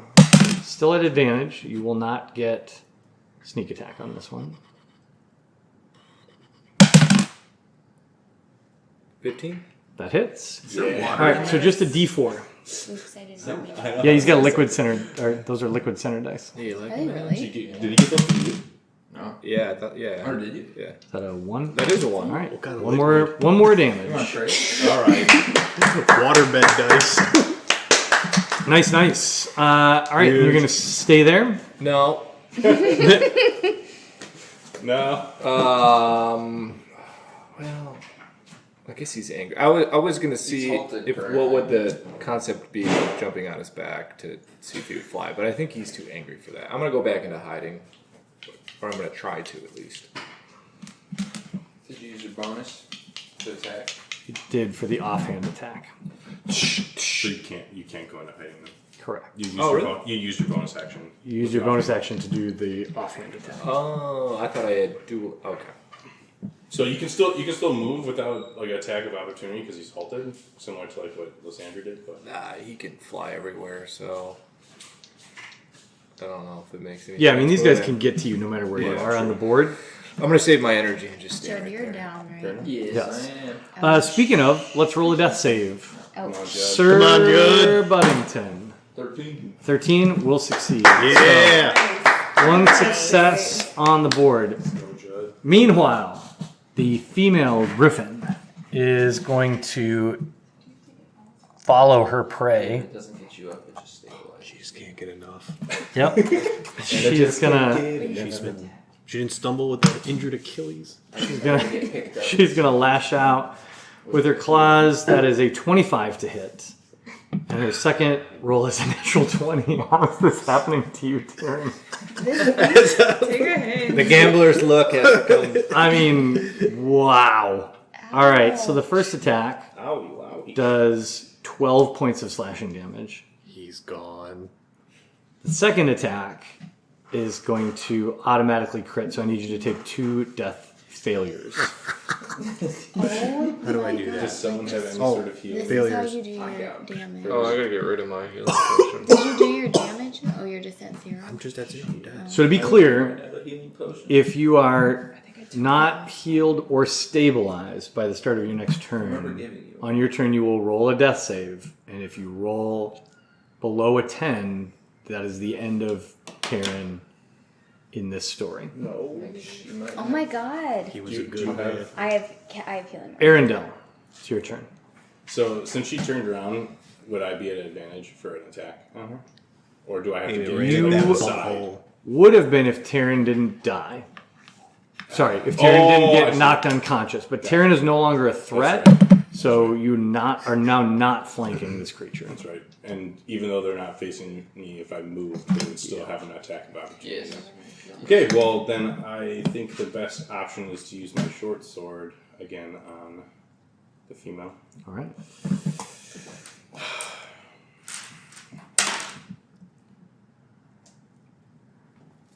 $14. 14 hits. And she has my Hunter's Mark. Hunter's Mark. So a D6 plus 3. 4 total on that. And then Hunter's Mark is just a D6. 6. Nice. Good roll. Still Her head pops up. It is now the male griffin's turn.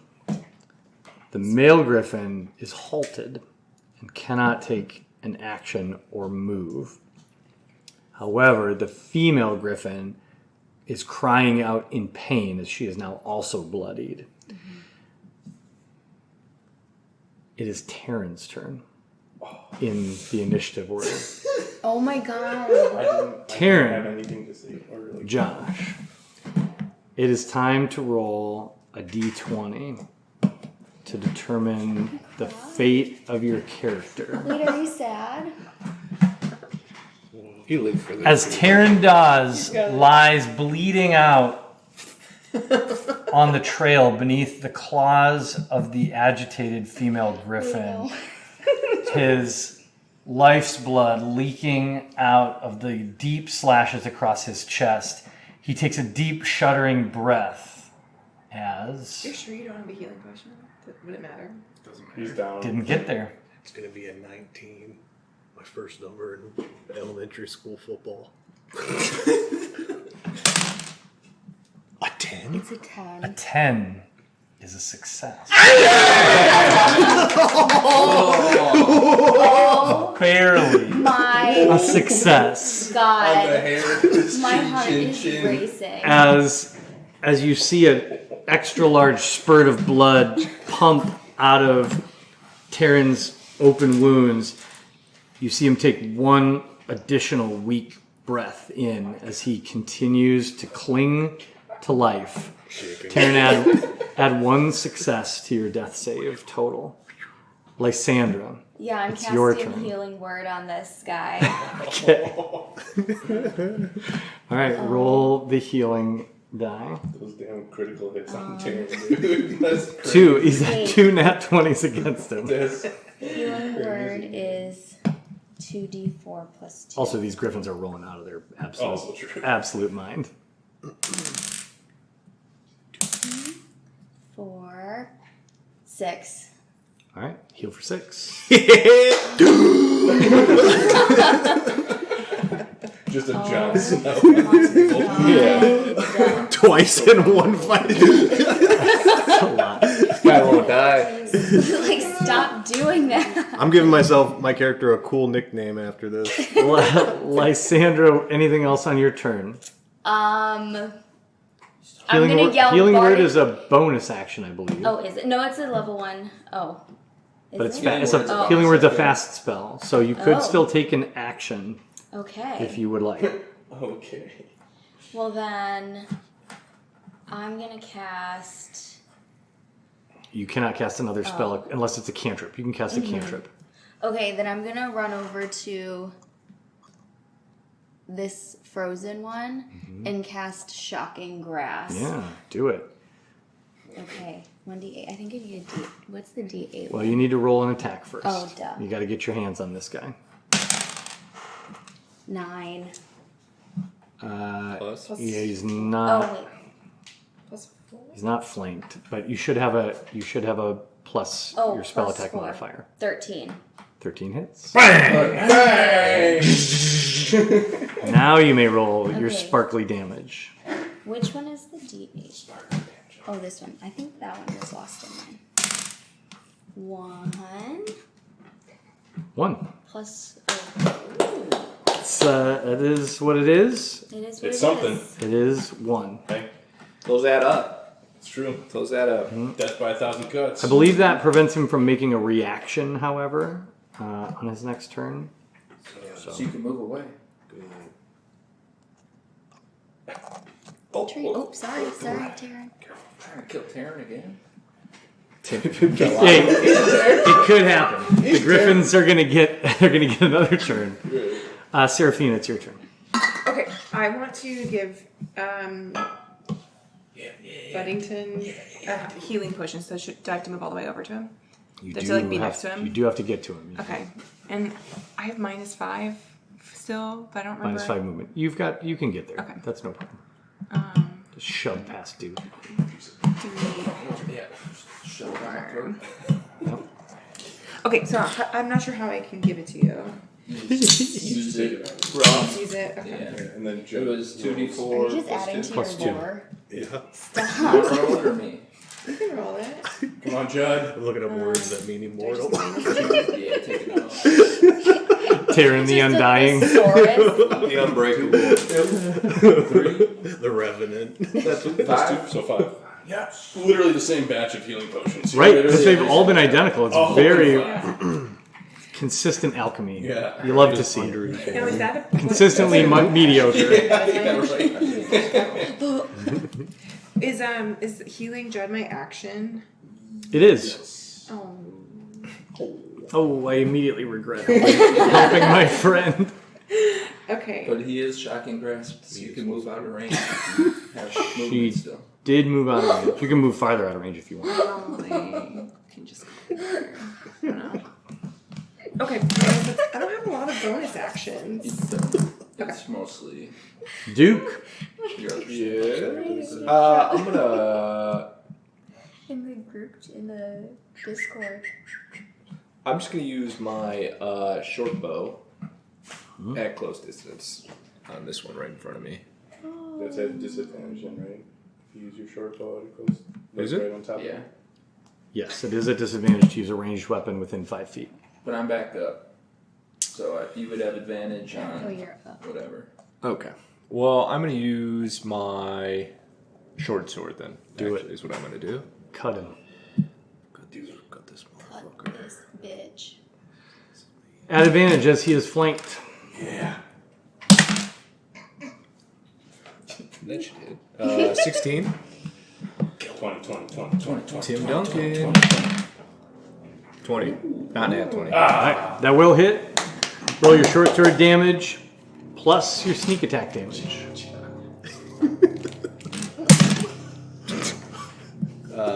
3. Plus your sneak attack damage. Sneak attack is D4. D6. Again. Finger roll. 5. So 8. 8. Very good. Very nice. My Very nice. bonus action is to be go into hiding. Alright. Off you trot. Jump. So much leaping. I Parkour! need that. Roll a stealth check as you attempt to hide. Just look here next to it. Yeah. Stealth.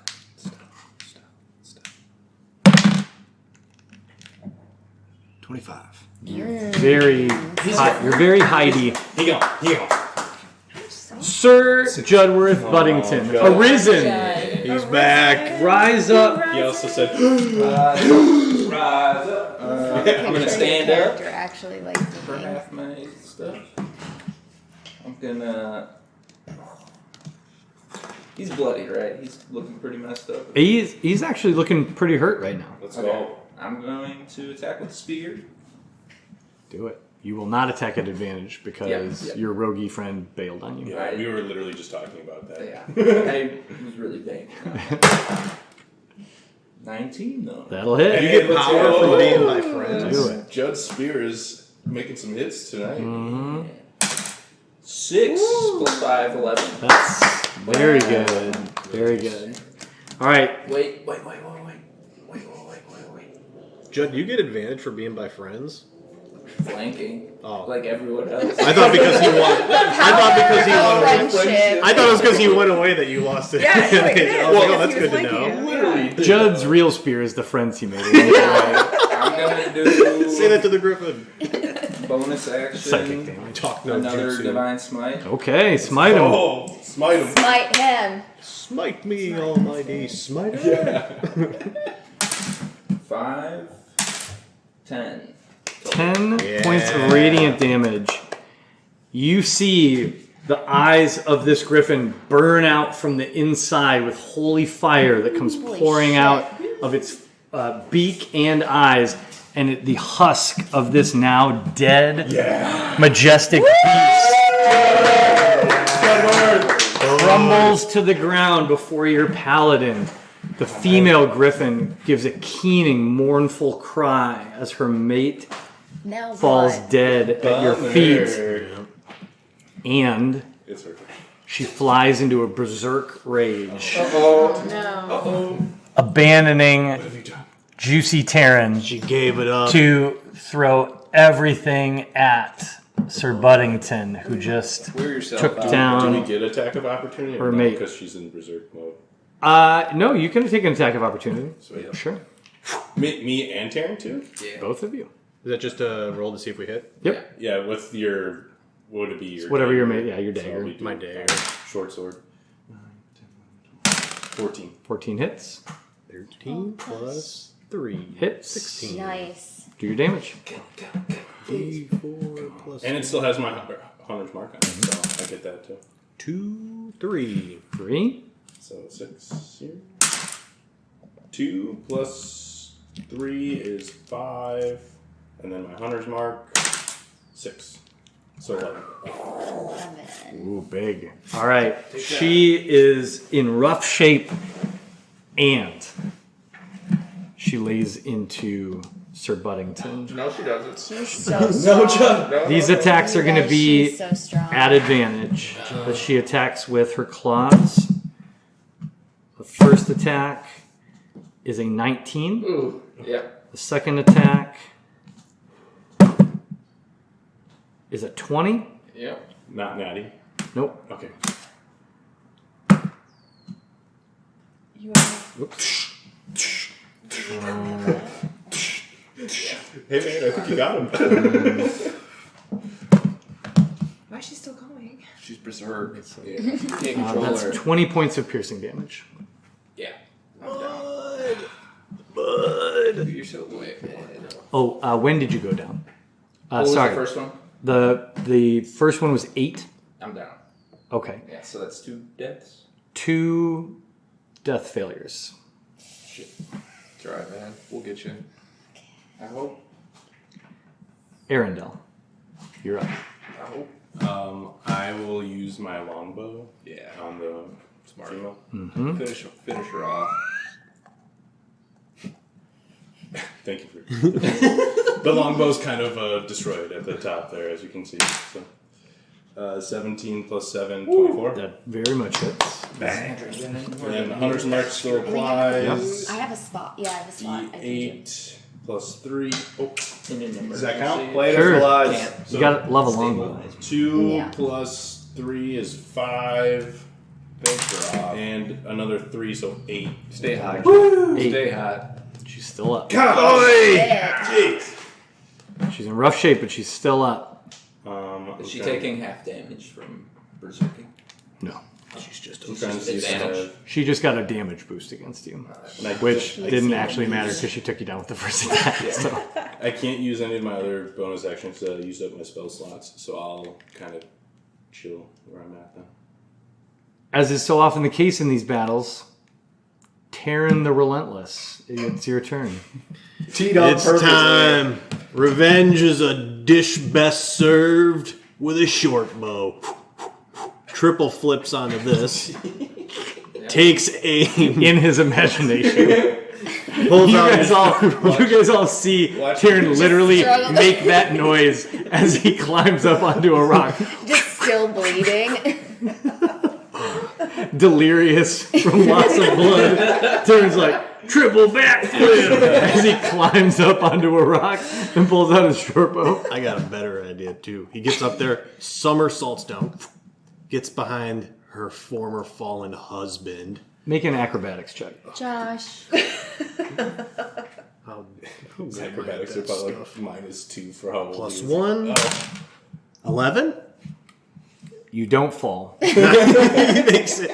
And then right when I get behind her husband, I go, compliments of your husband. Oh, And I they pull weren't back. married. Oh, No. Just mate. I say, They were just boning. I say you've got a new mate, and his name is Death. And I pull my short bow out. Can't wait. You better hit. You better work. That's a 7 plus. It's like a wood. plus 3, 10. You got a new mate named Death. The arrow flies right over the top of her head. You're And- pissing her off. So she's like, I got her, right? Skitters off some rocks behind her. And it's Lysandra's turn. Reaches back, there's nothing there. Lysander, you watch this ineptitude, and then what do you do? Do you still have the ability to cure Judd? I'm curing Judd. I watch him and I'm just like, I should have left you dead. And I'm gonna run. I'm gonna stay like right around here, not get too close to Terran. And I'm gonna cast Healing Word. Wait, where is Judd? Right in the Oh, right middle. now. Right in the middle of all the Griffin. I'm gonna cast Healing Word Okay. on Judd. You want to roll it? Yeah.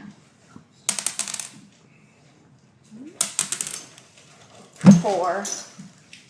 Right. He's back. And Judd narrowly evades Again, Judd comes the back icy with that, like, hand of death.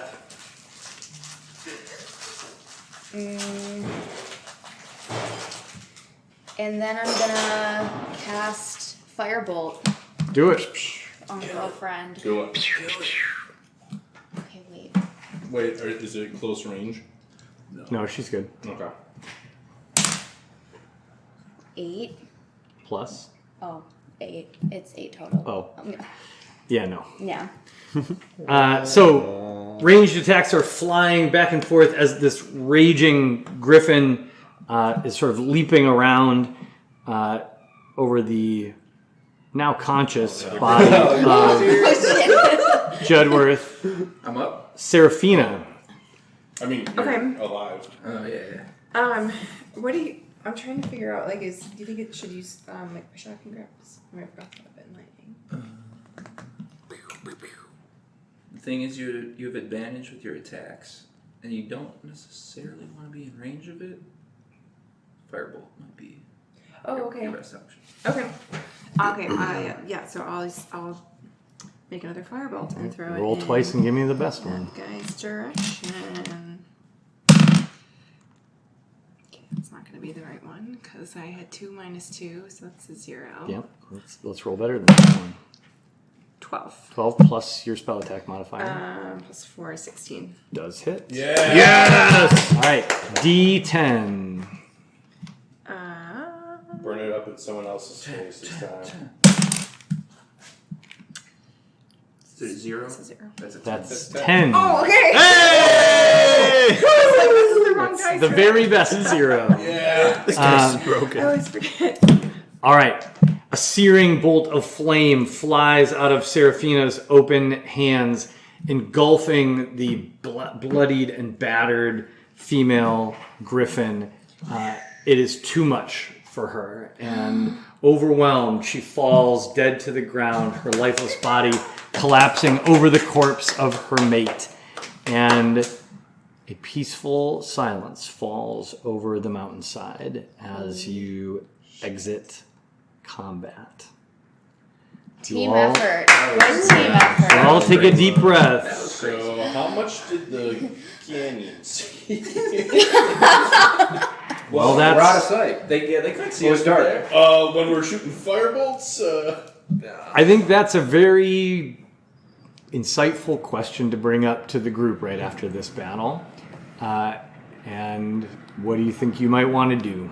I think we make a break for it and run into the cavern. Into the cavern? Yeah. We don't know what's in there. Might be something worse. Might be able to So protect we ourselves. try and go back into, like... We might want to. There's not really, like, any hiding spots from, like, where we were just at, either. What? No. Speak your mind.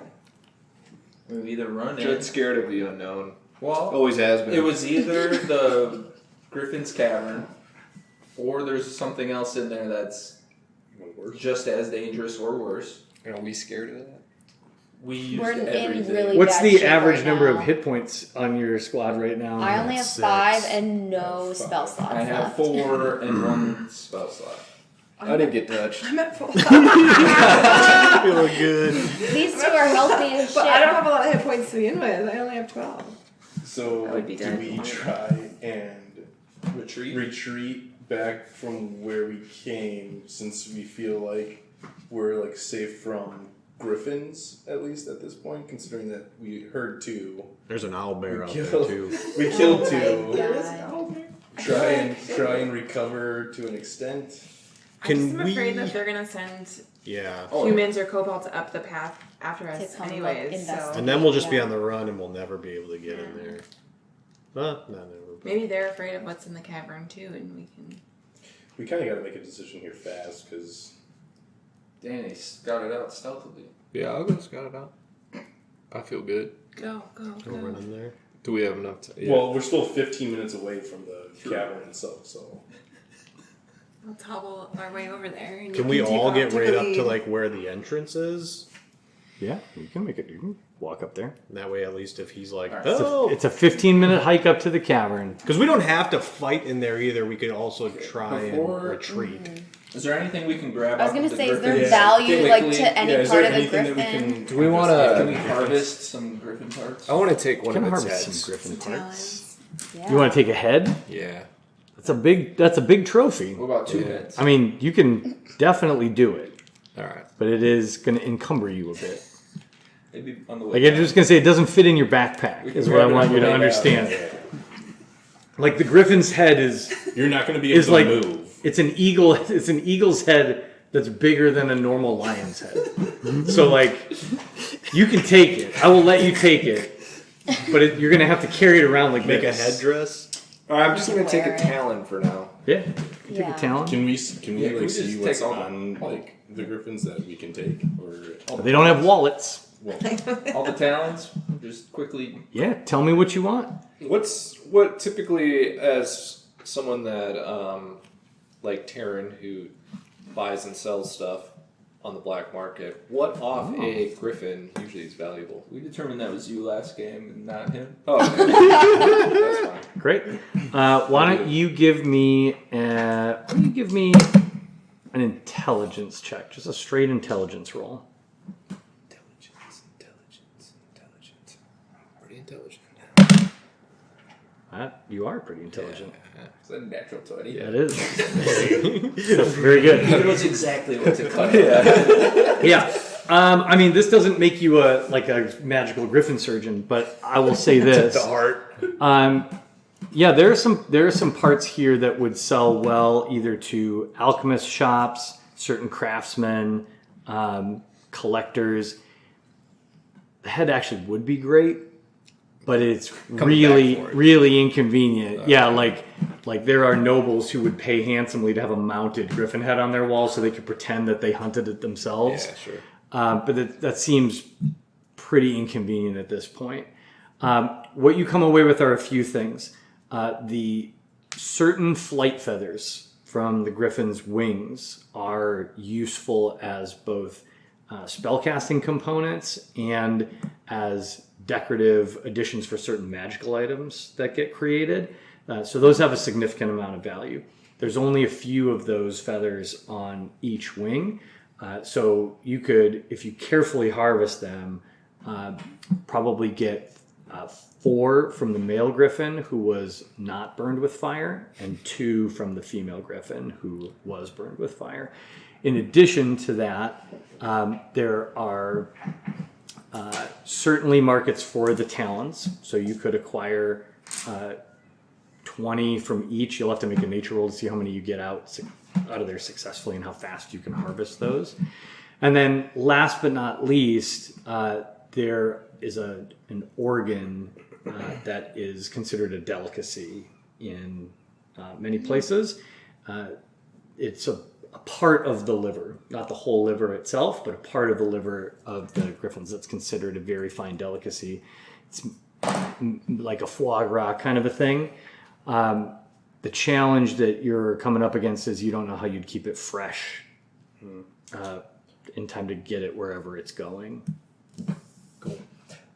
Does someone want to do a perception check on looking downwards, even though it's dark out, see if they notice anything? I can do that with my dark vision. 25. That's very good. All right, you post up and get a look down in the valley. You do see some activity in the kobold camp. I'm going to cast Healing Hands There on are myself. torches being lit. Yeah. There are groups moving around pretty actively. All right, is somebody He's chopping griffins? yeah. I'm gonna chop some griffins. 3. Yeah. Well, I'll pull some feathers. Yeah, I'm gonna pull some feathers. I'm not going for like value, but I'm kind of just like admiring the creatures and plucking plucking the it? ones that I think are Okay, pretty. so if you guys work together on the griffin feathers, I will let one of you roll. You can either roll sleight of hand, medicine, or nature to try to harvest this, and whoever's rolling can roll at advantage because you're getting help from the other. You got your daggers out and you're going after +2. claws. Yeah. All right. I have, Same deal. Sleight of hand, nature, or medicine to harvest. I have +3 for medicine. And depending on your roll, I'll tell you how many you can get in a certain amount of time. 13. 13. You can roll at advantage because I'm helping you. Mm-hmm. Okay, 14, 15, 16, 17, -2, 15. Okay. When will we not? I know. You all, between the two of you, come up with 5 pristine griffin flight feathers. So somebody will need to put those as a custom item into your D&D Beyond. With a 13, you have a choice. I'm going to put it in the party inventory. You can get all 20 of these talons, but it's going to take you an hour.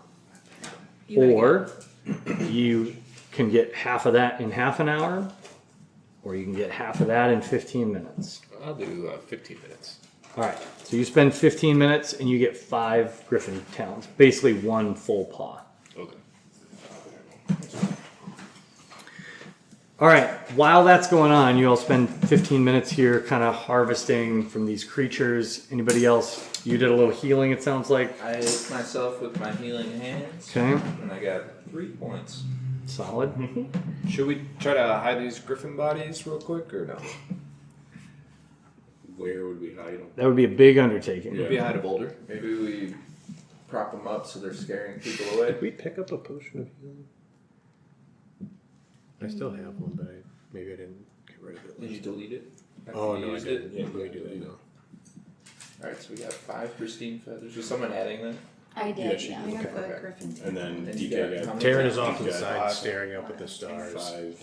holding And his we did not injuries. go after the liver. Just reflective Yep. of the nature of You gotta- mortality. figure out what. All right, we need to make a It's decision. been 15 minutes of Duke Partying. Towns off. At this point, you do see torches making the trip up. How long does it usually take to get all to our position? It's hard to know for sure. It depends how Right quickly now. they're moving, but you're pretty sure you don't have more than 30 minutes. I think we gotta go.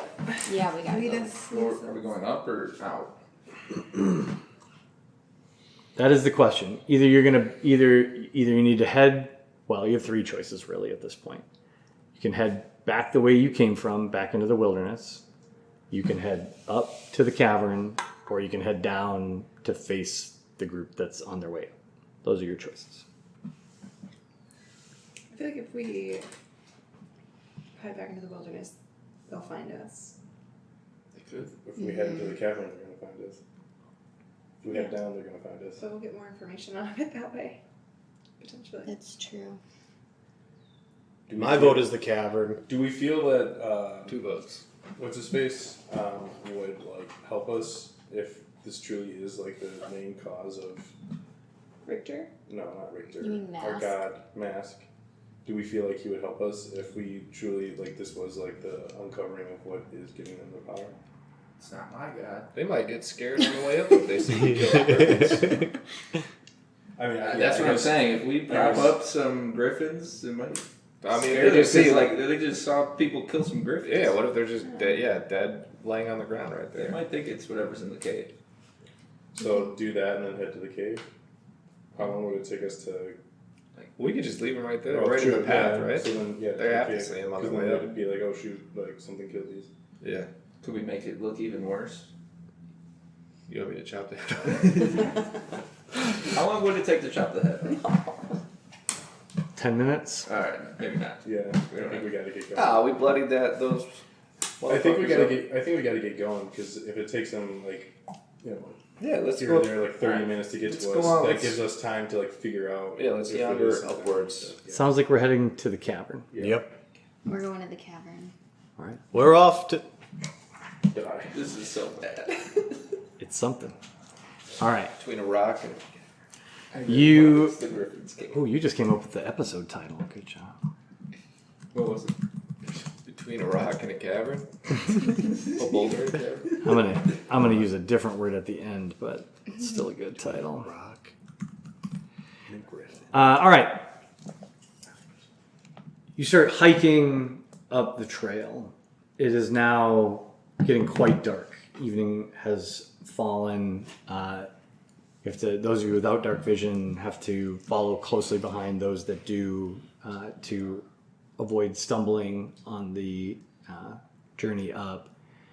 Even so, it only takes you about 15 minutes, winded and bloodied as you are, and you make it to the entrance of this cavern. As you stand right in the front of this massive cavern entrance, the cleft in the rock that this natural cavern is rises up sharply to a point over you, almost like a vaulted cathedral. The walls are sort of a sharp granite on all sides, and there's a deep chill in the air as a frigid breeze comes floating out of this cavern against your skin.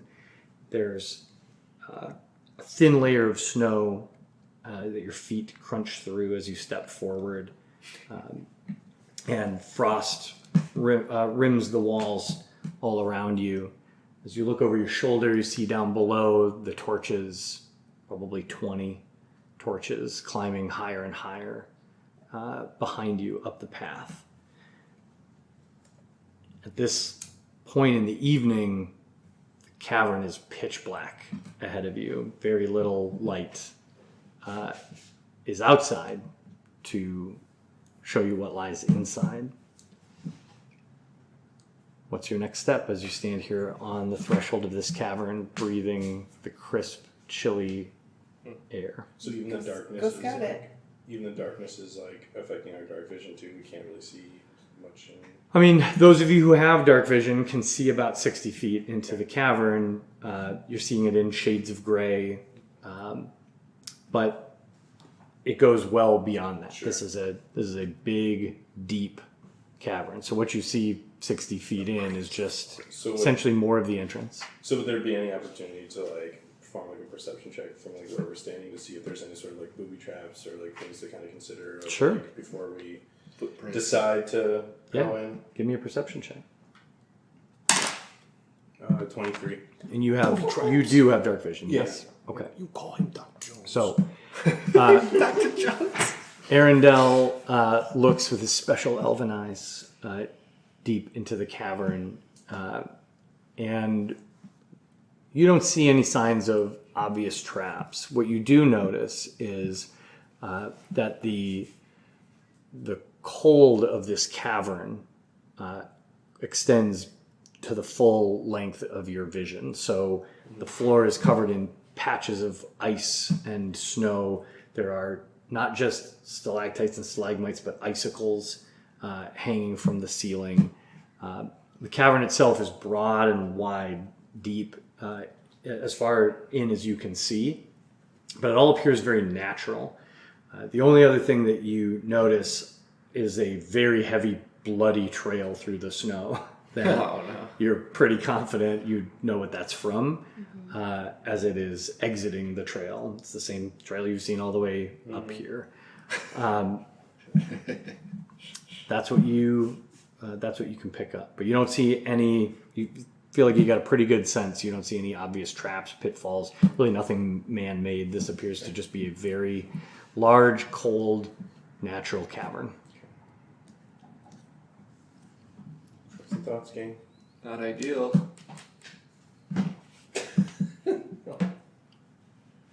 You like our chances fighting whatever the hell this is, or seeing if the But one guy went in there before. Who is like a servant of whatever's in there. But it went great for him. But he doesn't serve. he didn't seem like he tried real His hard. his arm's gone. But what's our other option though? Going back and See if the fighting other people 20 get scared guys? that we killed the griffins or fight them. Yeah. I mean, is there any place for us to hide by this cavern? Because maybe they're too afraid to go in it themselves. Yeah. Can we go in like 60 feet as far as I can see? Test how far we Sneak go in. in. Spread out. Try to rest. Or hide. Seems like it's a pretty big dark cavern, maybe just being in the mouth of it. Maybe whatever's in there can't see in the dark either. And maybe Yeah. everything coming up is too afraid to go in, so we're Yeah. kind of... That's what I'm thinking. Like, because either We're, we like, go right back in and we the have to middle. fight them, which we probably wouldn't have a chance because we struggled with like 5 of them before ish. Oh, okay. Yeah. Maybe we could leave Yeah. another note by the entrance. Compliments of the We should griffin. have left him by the Go into the griffins. cavern. then. Don't Take a come long in rest. here. Occupy. Yeah. The Winter Fang Winter says, Fang. "Don't come in here." Yeah. I'm 'Cause gonna use 5 more charges or 5 charges. Heal. More. Yeah. Right. You're sensing... I don't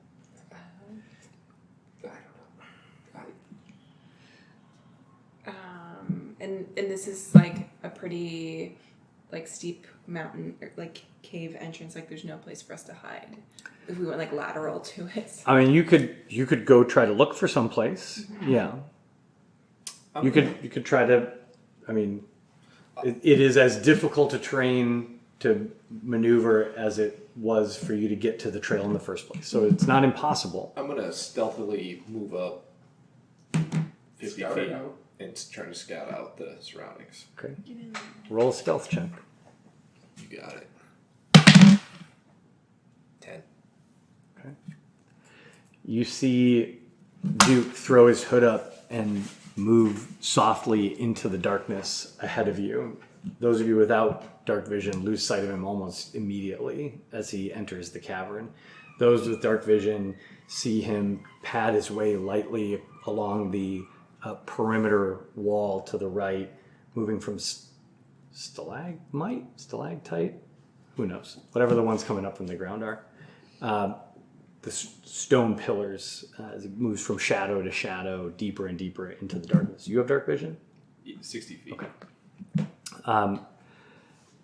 As you get deeper and deeper, you see that a little deeper in, the cave narrows a little bit more, but it's still wide enough that you could roll a wagon through this. So it's not tight by any means. It's just not cathedral size anymore. And it's getting colder and colder as you get deeper into the cavern. Up ahead, you can see that narrower section goes on for quite some time, probably 100 feet, farther than you can see. It's almost more of a tunnel at that point. It still appears natural, but it's a little weird that it's that straight. Is there any blood still on the ground, that trail? Yeah, you can still see pretty obvious blood trail going all the way down to the edge of your vision. All right, I'm just going to give like a whistle. That means Creep come on closer. Okay. All right, Duke gives you the all clear whistle into the cavern. We do not go. You don't have to. I'm going in. Can I hold? Or is anyone else going in? I'd have to hold on to Hold your something. hand. I have to hold on to something because I can't see. Oh, with dark I should have vision. like tied him with a rope. Yeah. Okay, let's go. Guess we're Yeah, creeping up. coming in. Okay. All right.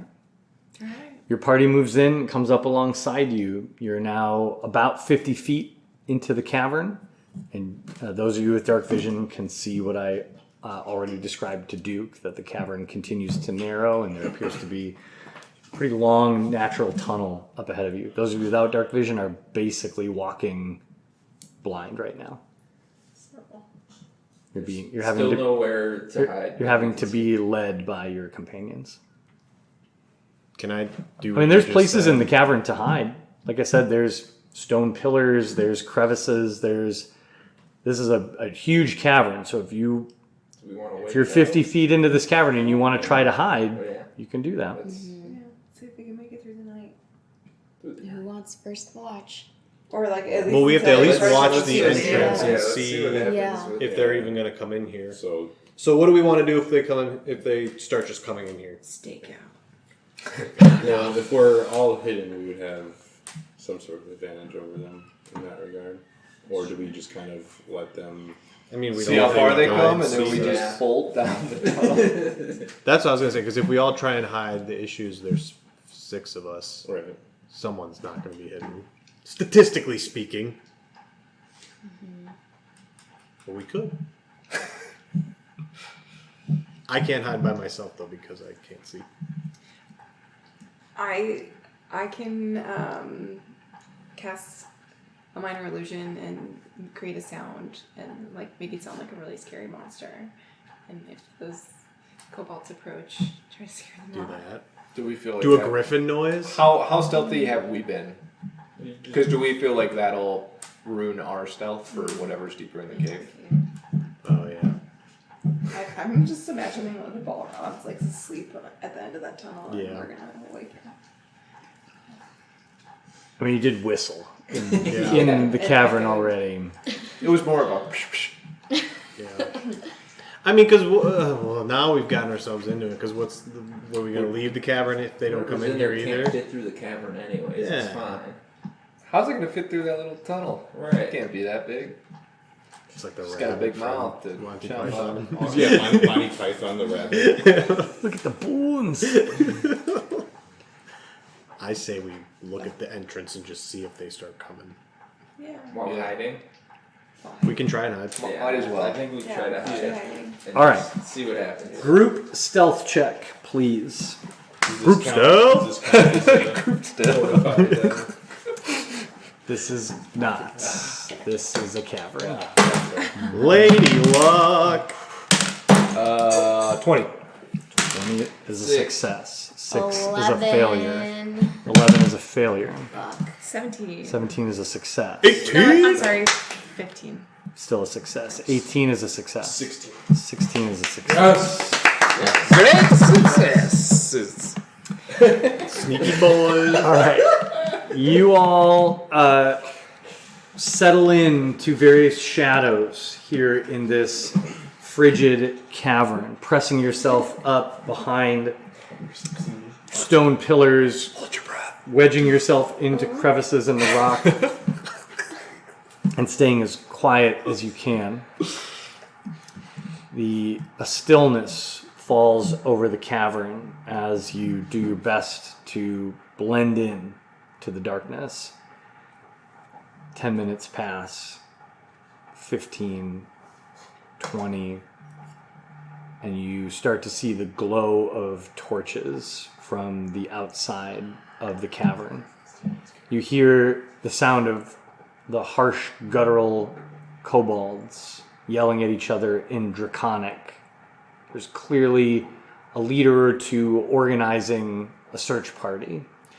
They're talking about the corpses of the griffins that they came across. They're talking about the flashes of fire that they saw on the mountainside and the knowledge that something must be up here. Intruders who would dare to violate the sanctity of the Fang's lair.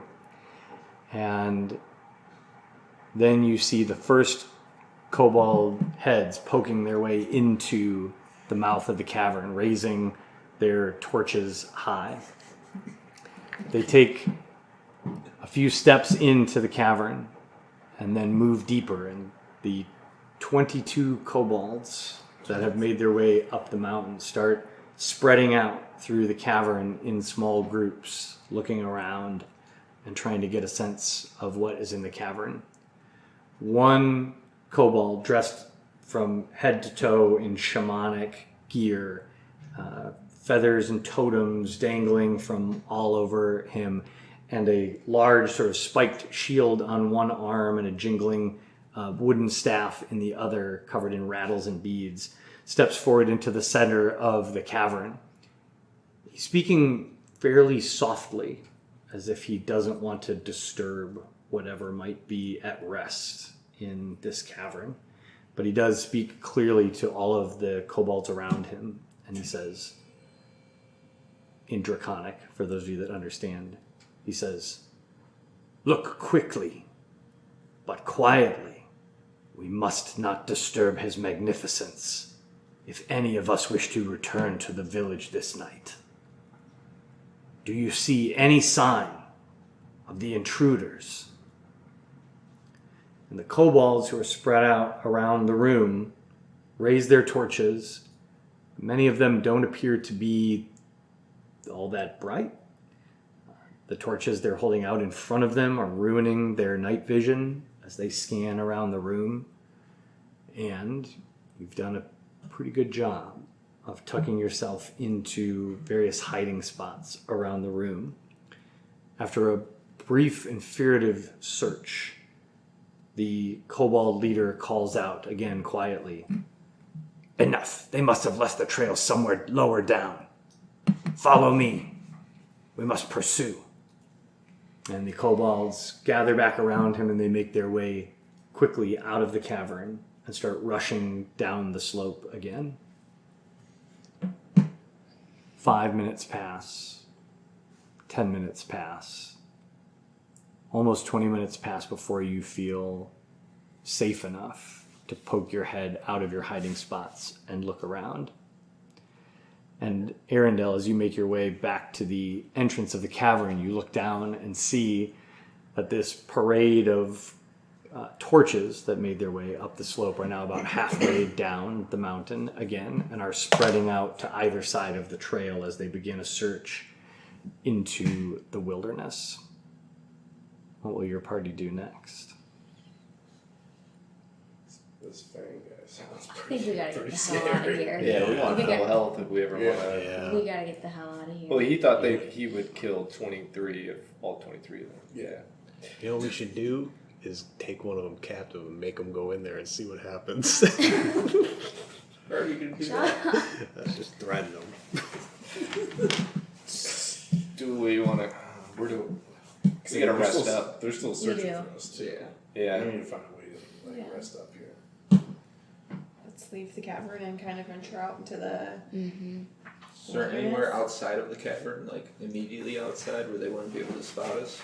Do we know where they're about Halfway down. Yeah, they're sort of right in the center, like sort of about halfway down. Yeah. Yeah, I mean, if you feel pretty confident at this point, if you stepped out of the cavern, it would be hard to see you. It's the middle of the night at this point, or it's not the middle of the night, but it's night. The sun has set. It's dark up here.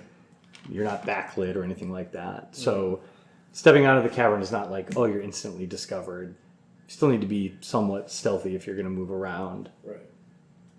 Does a short rest give us all our stuff back? No. Need to find somewhere to get some shot. Should have. You kind of have to find a trail in the dark. Should we go in deep enough? What? If we go in deep enough. Yeah, do we feel like if we went further in a bit, To the That- cave or the yeah, woods? in the cave, that we would be... And now you want to go farther in, Jess? No, you. They're. I mean, we could go in. We could go in and just They're in the keep unbreakable. watch on Go both check it out. sides and take turns. Like go closer to the mouth of the cave. Yeah, and someone Rest takes a in the turn cave. watching inside, and then someone takes a turn So we can watching get some outside. shut eye. Yeah, and get some rest. I think it's that, or go outside. And We're in find trouble if the anyone ones. finds us outside Yeah. or inside. Yeah. I think. Yeah, I'm either down for that or just taking a rest directly outside the cavern. Yeah.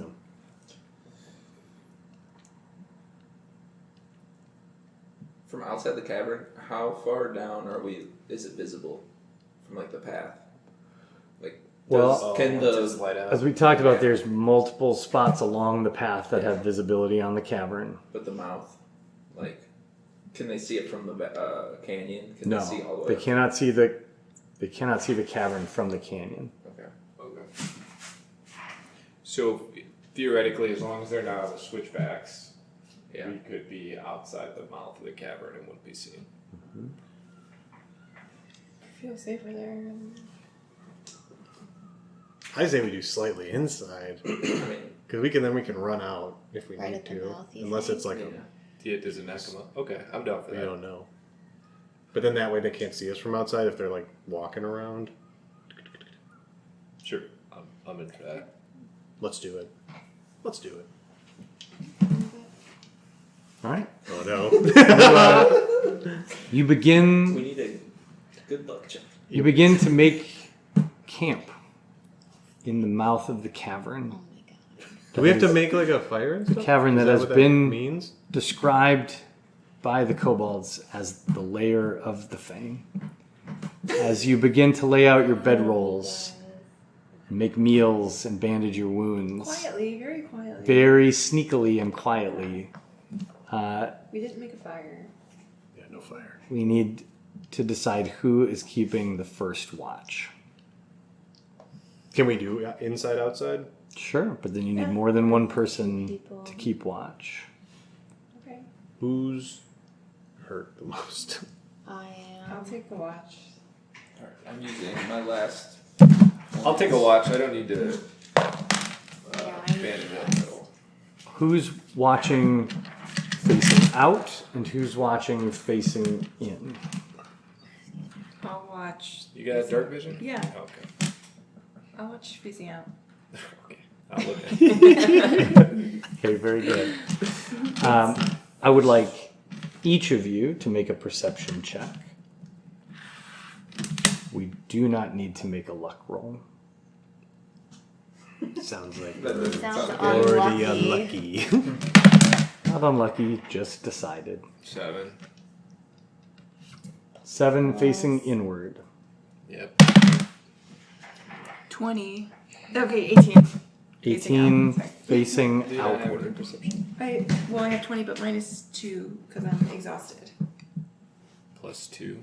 So 18 plus 2 is 20. Minus 2 is 18. Okay. Yeah. Is that what you were saying? Mm-hmm. Okay. So the rest of you bed down and fall immediately into an exhausted sleep, worn from not only a long day of travel, but a fearsome battle in which 2 of you were unconscious twice and the other 2 were also unconscious. Literally all of you knocked out at some point. Bruised and bloodied, you collapse into your bedrolls and start to rest. Seraphina, you position yourself at the mouth of the cavern in a shadow cast from the moonlight by a large stone pillar near the entrance. And you scan the sky and the trail below and what little you can see of the canyon and the surrounding wilderness. For most of the first 2 or 3 hours of your watch, you see nothing. But about 3 or almost 4 hours in, you see a shadow pass across a number of stars in the sky, briefly blocking them out. You're not sure if it's a bat or a hawk or perhaps something much larger and further away. But it passes quickly across the sky and then out of your vision. Duke. Yeah. You post up on the side of the camp closest to this long, icy tunnel that extends deeper into the mountain. And as you sit there, feeling pretty comfortably concealed, you're good at hiding in the shadows, you stare down this just one large, long cavern, rimmed in frost, staring into the darkness. Your eyes start to droop a little bit as you're just staring in a dark hole for hours and hours. And you try all the tricks that you've taught yourself in many years of doing stakeouts to keep yourself awake. You pinch your own leg, you slap your own face a couple times. You try to be diligent, but sometime in the middle of your watch, you drift off, only to be startled awake as you hear a voice that only you hear. Resting on my doorstep, meat. Usually my snacks are not delivered. But I prefer a hunt. You're very awake now, Duke. Okay. My move? Yeah, you just heard this voice. You just heard this voice sort of softly. It's a very deep, resonant voice, but it spoke very softly, almost as if it were speaking directly to you, but it's clear the voice came from down the tunnel. Okay. I'm going to throw my Netsuke Mm-hmm. for the hustling decoy. So once per short rest, I can use a bonus action to toss the, what is it again? Netsuke to a point on the ground within 30 feet and speak a command word. A tiny illusory version of the grinning wanderer springs to life and begins speed walking loudly in a direction you choose for 1 round, covering about 30 feet while whistling, laughing, or muttering nonsense. Okay. I like it. Where is he headed? Where are you telling him to go? Straight down the tunnel. Down the tunnel. Yeah. All right. So you pull out your netski and roll it on the icy ground in front of you and whisper the command word. And in front of you, about a 6-inch tall illusion of this plump little wanderer appears in his jorts with his stick and bag over his shoulder. And he starts loudly whistling his way down the tunnel, looking around at the sparkly ice around him and just kind of mumbling to himself happily as he trounces down the path. gets about 30 feet down, and he sort of fades into the darkness and vanishes. And At the same time, I'm going the opposite way. We're waking everybody up and we're getting out of the cavern. okay. So as he's headed that way, Duke rushes into the midst of camp and starts smacking you all and getting you up and throws you into emergency evac mode. You're all racing out of the cavern. I am afraid that there is a griffin flying in the sky. Yeah. Or something that might be looking for us. We'll take it. For some revenge. So we have to move The stealthily. child of the group. Yeah, baby griffin. Maybe we could The tame female's it. other Yeah. moves. All right. On the lookout. You all grab what you have nearby and you race towards the exit of the cavern.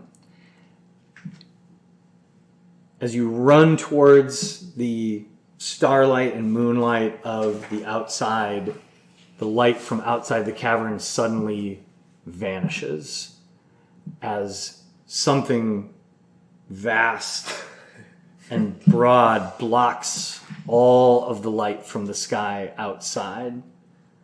You hear a thump, like as if huge sheets of canvas were thrown wide in the wind. Almost a snapping noise like sails catching the breeze.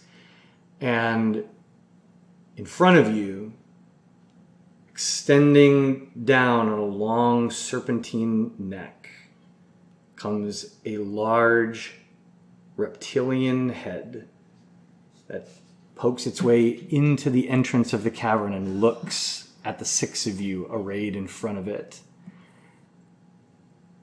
A white dragon. Knew it. Oh, fuck. I'm excited to bust her out.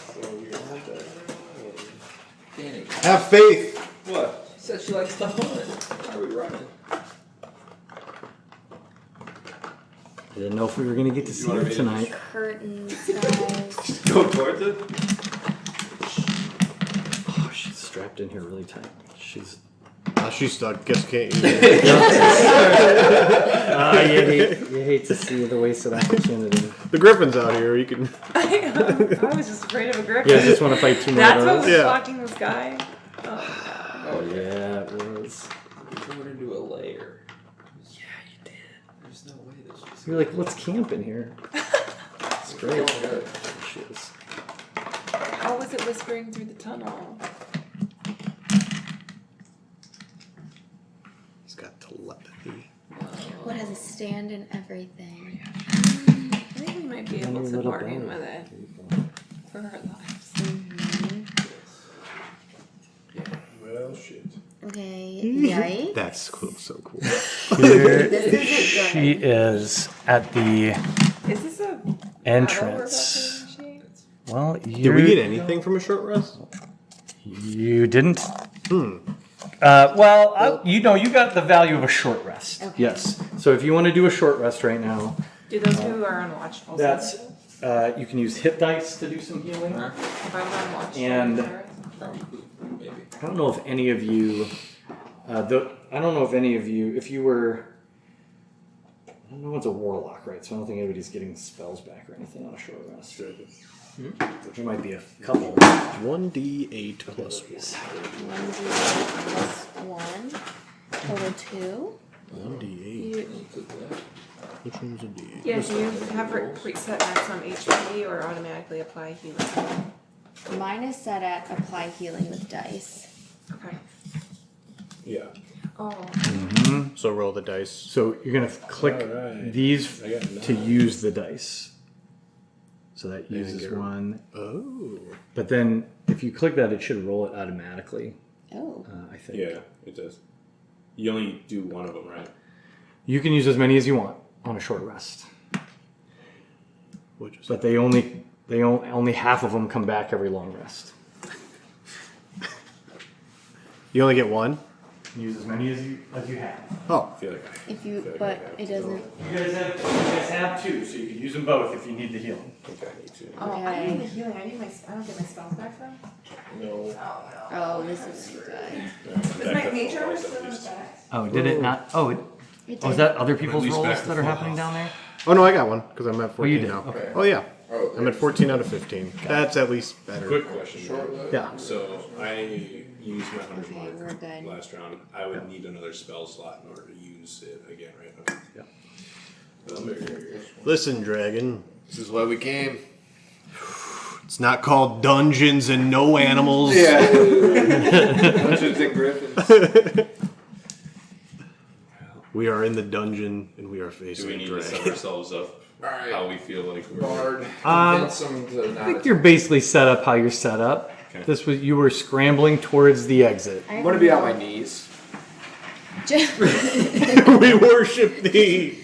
Take an Just arm. start sawing your arm. Yeah. Yeah. Well, Could offer it. probably wants to work with us instead of Richter. We could try and smooth talk him. You also have to pee. Yeah. I've been hydrating too much. Too much water. Same. Let's do a choreographed dance. Which one's Seraphina? Would she be up there? Should we play him a ballad? Yeah. Bust out the loot. Yeah, we have an amethyst from last session. Will she find that valuable?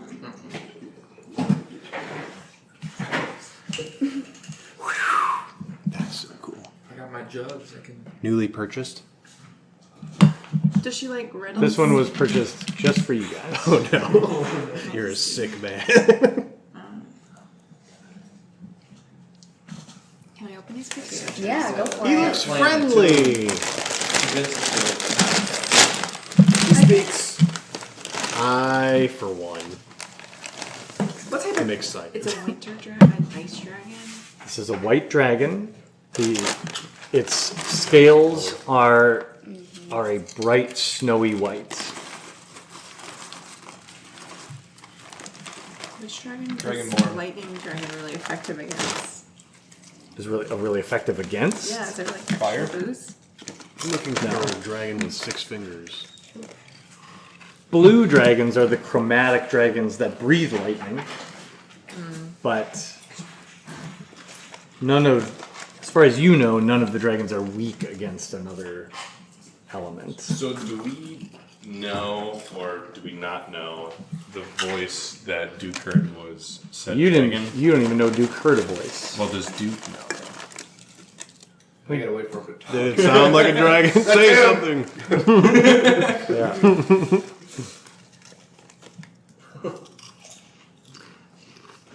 So Because then it's not the dragon, we're so fucked. Back into the cavern. It's just coming from our Back back. into the cavern. That's the lady dragon. the voice was actually just a psychotic cannibal murderer Yeah. that's been hiding in this cavern. Chances would have been way better. The dragon's a random encounter. I just rolled it. Yeah. These things happen. No, I would say, Duke, you feel very confident that the voice you heard talking to you was attached to this creature. That it feels clear to all of you that what you are standing in awe of is the Winter Fang. A White dragon. Makes more sense a now. white dragon. Makes so much sense. He's kind of cute. It's Is a girl. there Hey, buddy. Hi.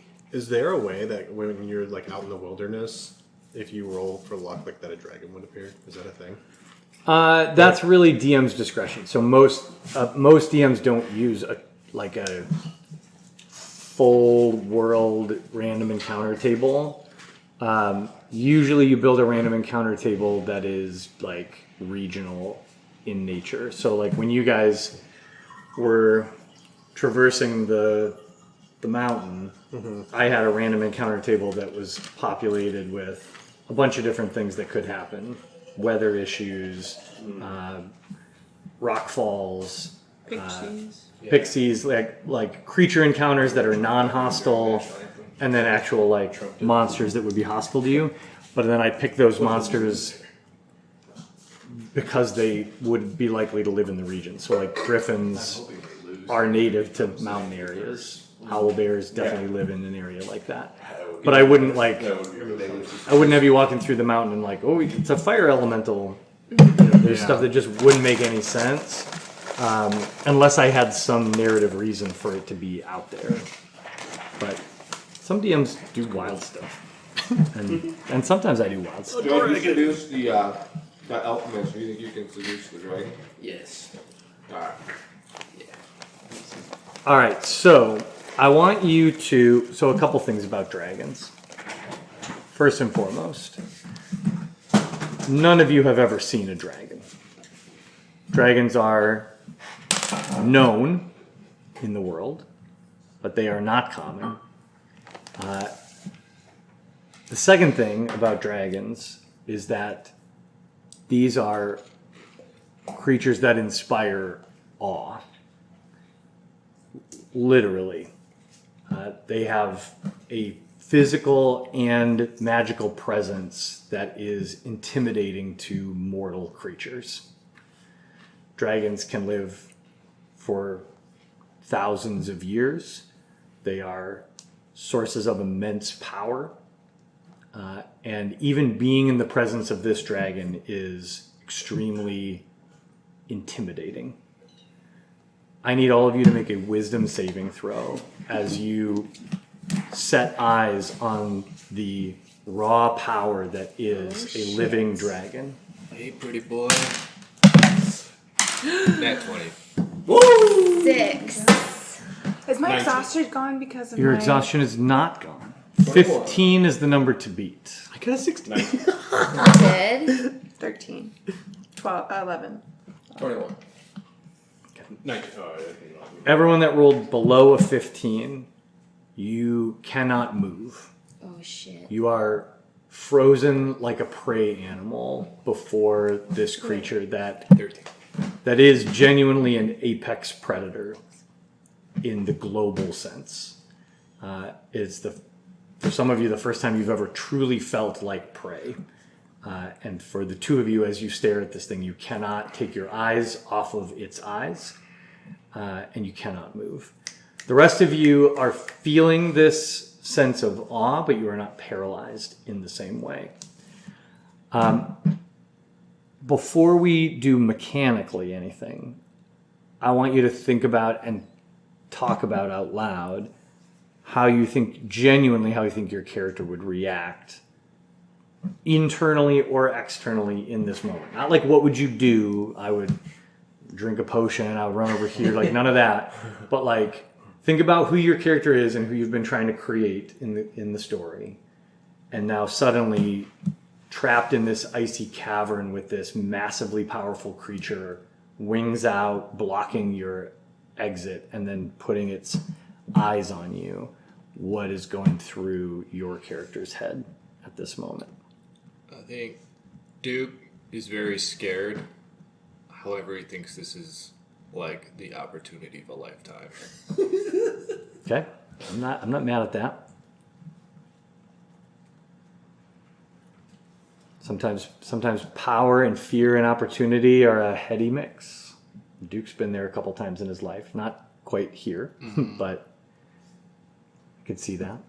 I'd say Arendelle is also scared, like to an extent, but definitely views the dragon as like, just like this enchanting type like creature, and like kind of like respects it almost to an extent. Mm-hmm.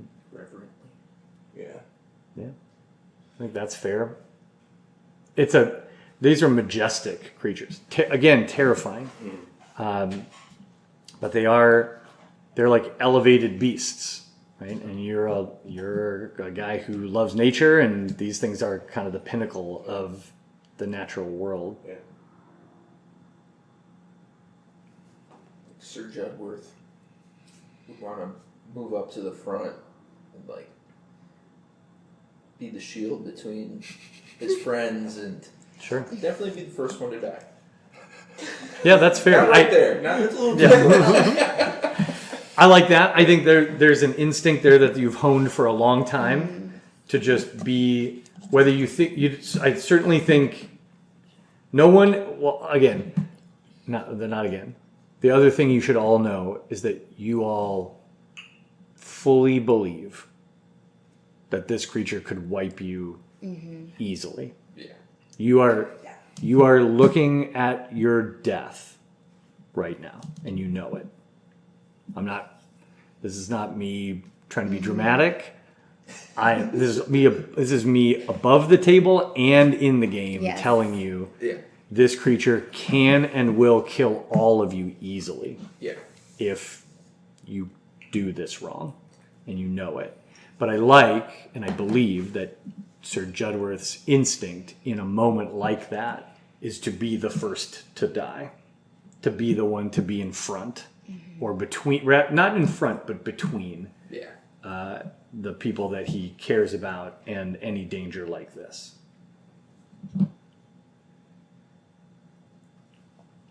I think Lysandra is maybe not like fear isn't the main like emotion driving her right now. Just kind of almost admiration. Like somehow I feel drawn to this creature, or I'm just like in awe of its power. Yeah, I dig that. Like, not everyone. Almost like respect. Yeah. Like, By the I way, not everyone respect it. has to say something here, but I want to give everyone space too, if you want. I was just gonna say something like I think Seraphina, because she has some draconic ancestry, sort of feels some sort of like kin or connection to it, but because of that she has the strong instinct to be like very terrified. Yeah.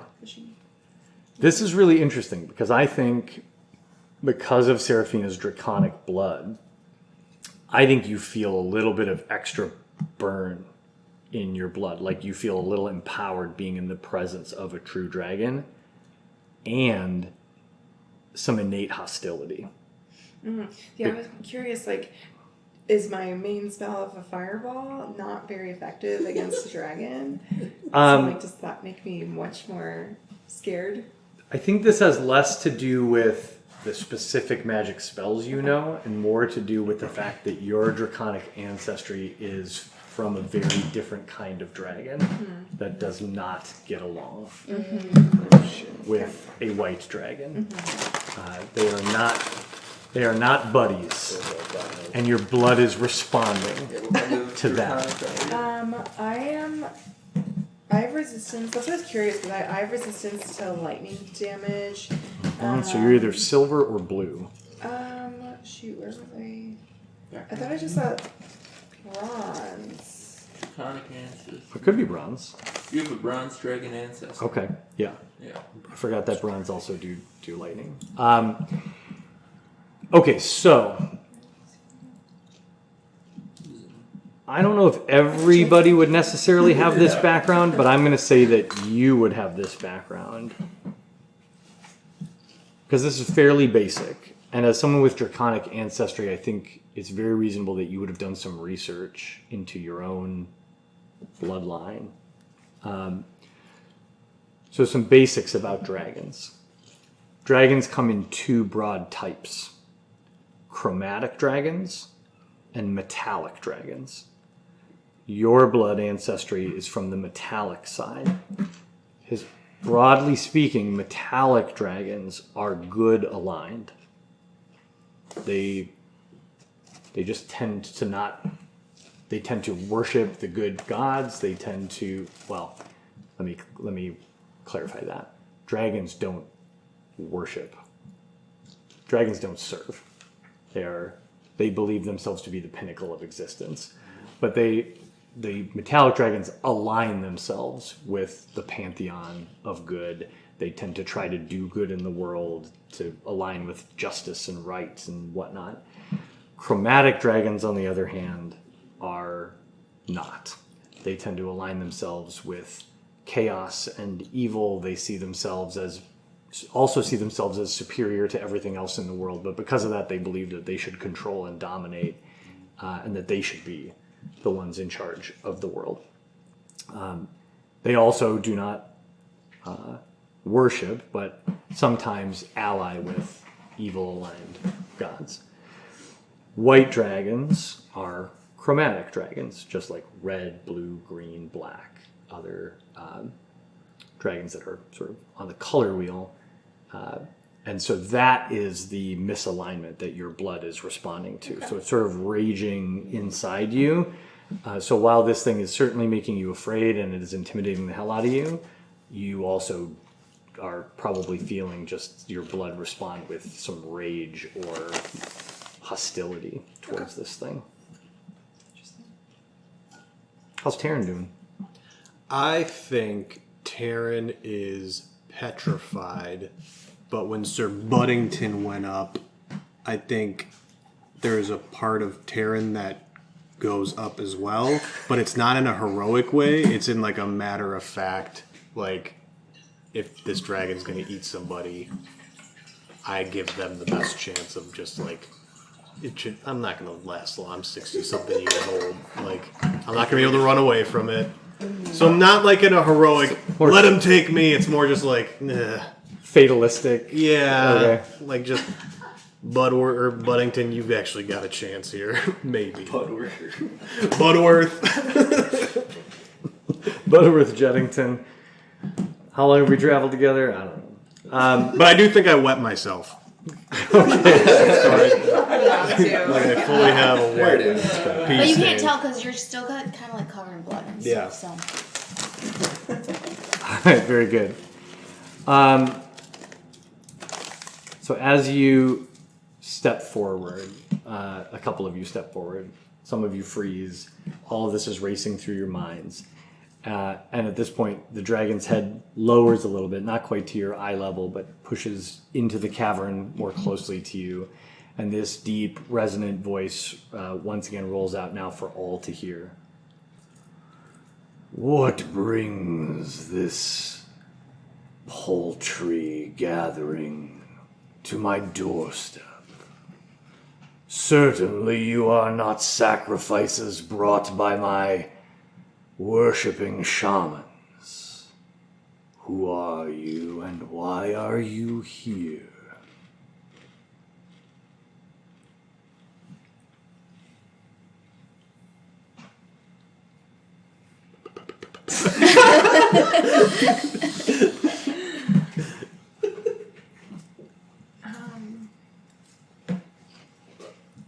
Dragons are smart, right? Yeah. So, like, what's the point of lying? So, like, lying probably isn't that good. Yeah. Tell them our story, Judd. Yes. Oh. Invoke the god. We're Tell them injured, everything. We're injured and we were seeking refuge in this cave. And Are you actually saying this right now? No, I'm asking you guys. No. I feel like we should talk about as this long pause drags on, the dragon gives a there is a stink of my brethren among you. And he turns and looks at you, Seraphina, and says, I'm still present. yeah. In awe. Half-breed. Yikes. The stench of your blood fouls my lair. Oh, I don't like this. Here's our sacrifice. push. Just tell the truth, see where it gets us. Speak, meat. My patience wears thin. You got it, bud. You got it, Seraphina. It was right at you. I'm frozen in awe. Can he only hear Draconic? Or He's speaking common. He's speaking common, okay. Just want to make sure that it's not like someone Draconic has to speak. Maybe we should tell him that we're like the humans from down below and that he's not allowed to hurt us because we send him sacrificial shaman. I think he's gonna know we're lying. Yeah. Mm-hmm.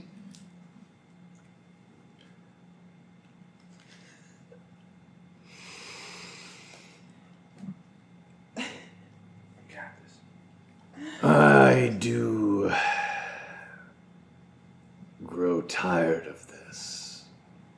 Perhaps, if you will not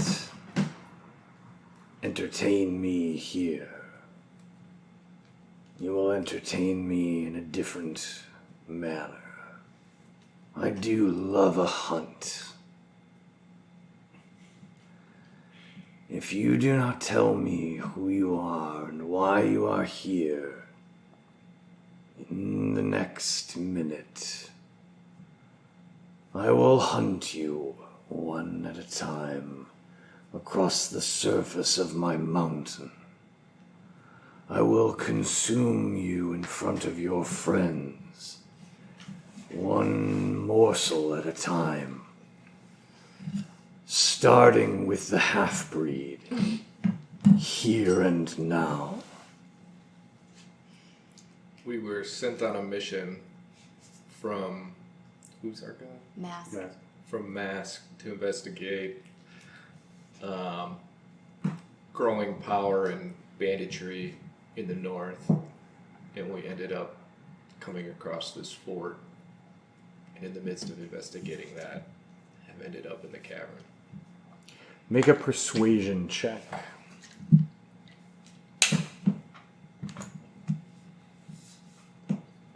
Persuasion. +7. 19. Sweet.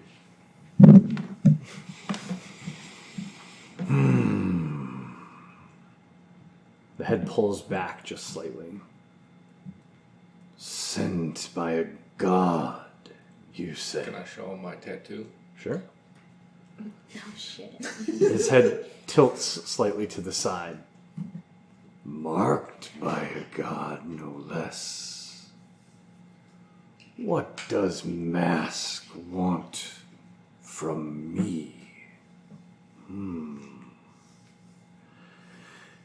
You say you were sent simply to investigate the mark. Is that all the direction you were given by the god? Yeah, right. To investigate and uncover what is giving bandits the power. Hopefully not him. Yeah. Well, And so, mortals, now that you have uncovered the great mystery of the rising bandit power in the north, Shit. what is your intention? Mask asked you to discover me, and you have. What is your next move, meat? We're gonna go tell him. well, first, how do we know it's you? I have just told you.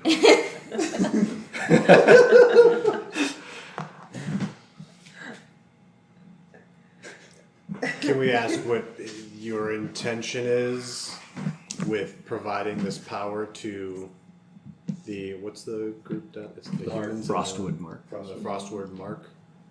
Is there a reason you provide it to them?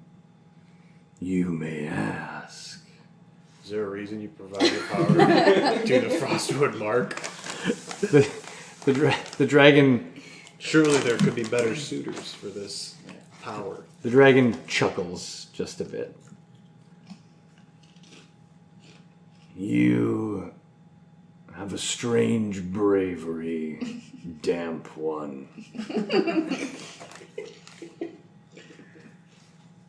I have been alive for many decades because I am not rash or wasteful. And while you would certainly satiate my hunger for a week, perhaps, and provide some small measure of entertainment, I suspect perhaps you could provide value in a different way. You are not wrong to assume that my resources in the valley are of only moderate value. Kobolds are cheap. And the humans, the mercenaries, are effective, but an unnecessary, though temporarily useful tool as I expand my growing empire. As is probably obvious to all of you, it is right that I should rule the North. However, I am not ready to challenge a god. And if it is true, I do not think you capable of lying to my face. If it is true that you are sent by Mask, this reveals to me a greater risk to my plans than I had anticipated. And so, meet, I will offer you a rare and to you precious opportunity. You may serve me. You may submit to the glory that is Varket the Winterfang. And I will deign to return to you tonight your lives. In return, you will do for me two things.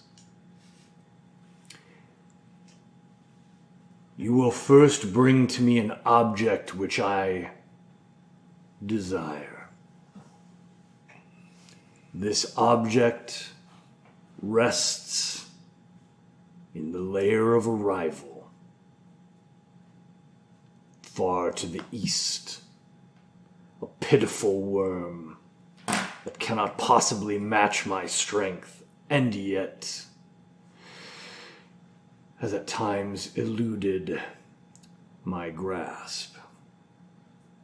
I am not yet ready to reveal myself in the North, and so you will go as my agents. You will penetrate the lair of the mist. She rests in the marshes to the east, in a lair of her own making. She has no minions. She has no true ambition other than politics and deceit. But she does possess a stone of great value to me. You will retrieve the stone and bring it to me here. You will know the stone because it is possessed of an inner light, as if rainbows danced within it. It is roughly the size of, what do you mortals eat? Some fruit that you can hold in your little meaty paws. A melon or an apple or something, right? It's that size. This is the first thing that you shall do.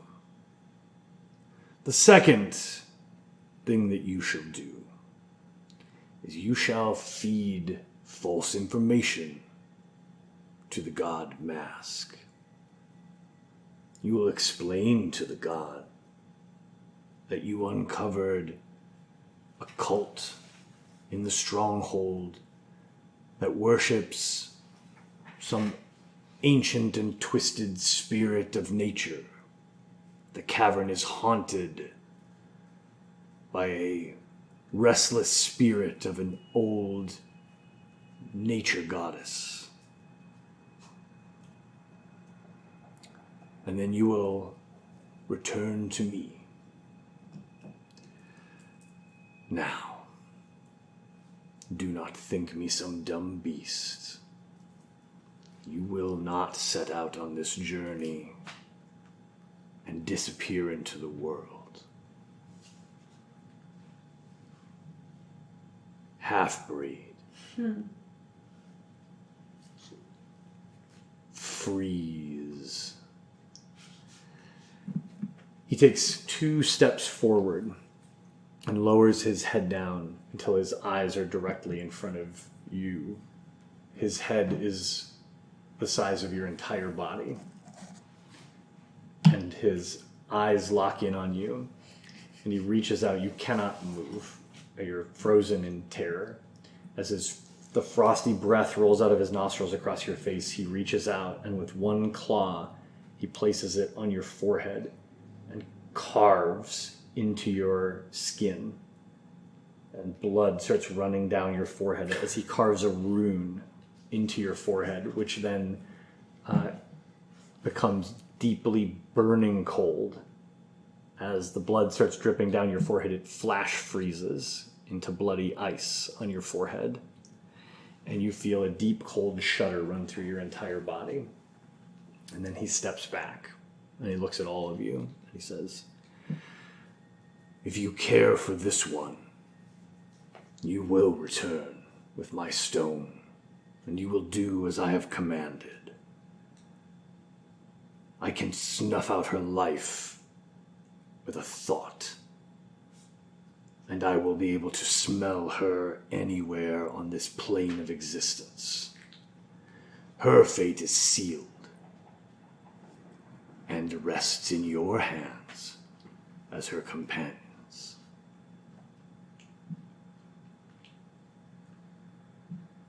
Now get out of my lair. And he takes 2 steps back and flaps his wings and shoots up into the sky, disappearing into the night sky, leaving you all shaken and breathing heavily as you try to recover from the presence of the dragon. Holy shit. Hey, you got a new boss. That's fun. All right. Seems nice. Bye, Mask. I think we'll leave it there for tonight. Just let that simmer until the next time we get together. Didn't see that coming. Brava. I gotta be honest, I didn't either. I really didn't think we were gonna have a direct conversation with Varket the Winterfang tonight. I kind of thought you might pick up some little hints from outside the cavern. I thought somebody might stealth in and like pick up some context clues that there was something big in here. I really didn't think we were going to go ahead and camp in his lair. But we did that thing, and that was the outcome. We're better for it. I was picturing them with like pitchforks and torches, and, like get in the cavern. There's nowhere else to go. So you said 20, man. 23. 23 of them. I was like, I don't think we can.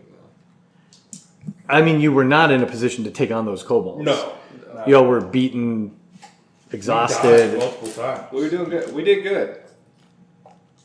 I mean, surviving that griffin fight was pretty impressive because when the first hit Just took me out. just took you out, and then the second attack took you out, Yeah. I was like, oh, this is not balanced. Y'all are in big trouble.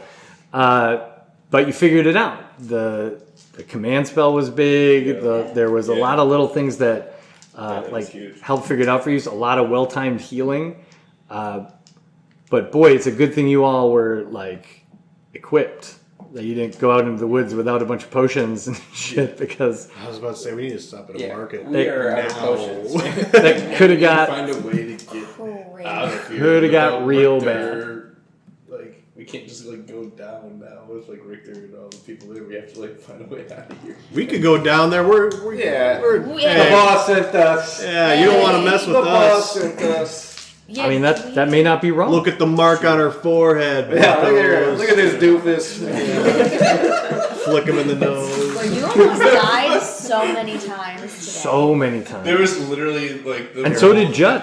that you That really was got crazy. a 10 like to say. That And was then you so. died too, right? That's literally the You died closest in those. that you can get in this game to permadeath. You got you got mathematically as close as you can get to permanently losing your Terran character. the Undying. Terran the Undying. Tyrion the Relentless. You can't die. Judd, I was worried you were going to die by hitting double your negative hit points. Yeah.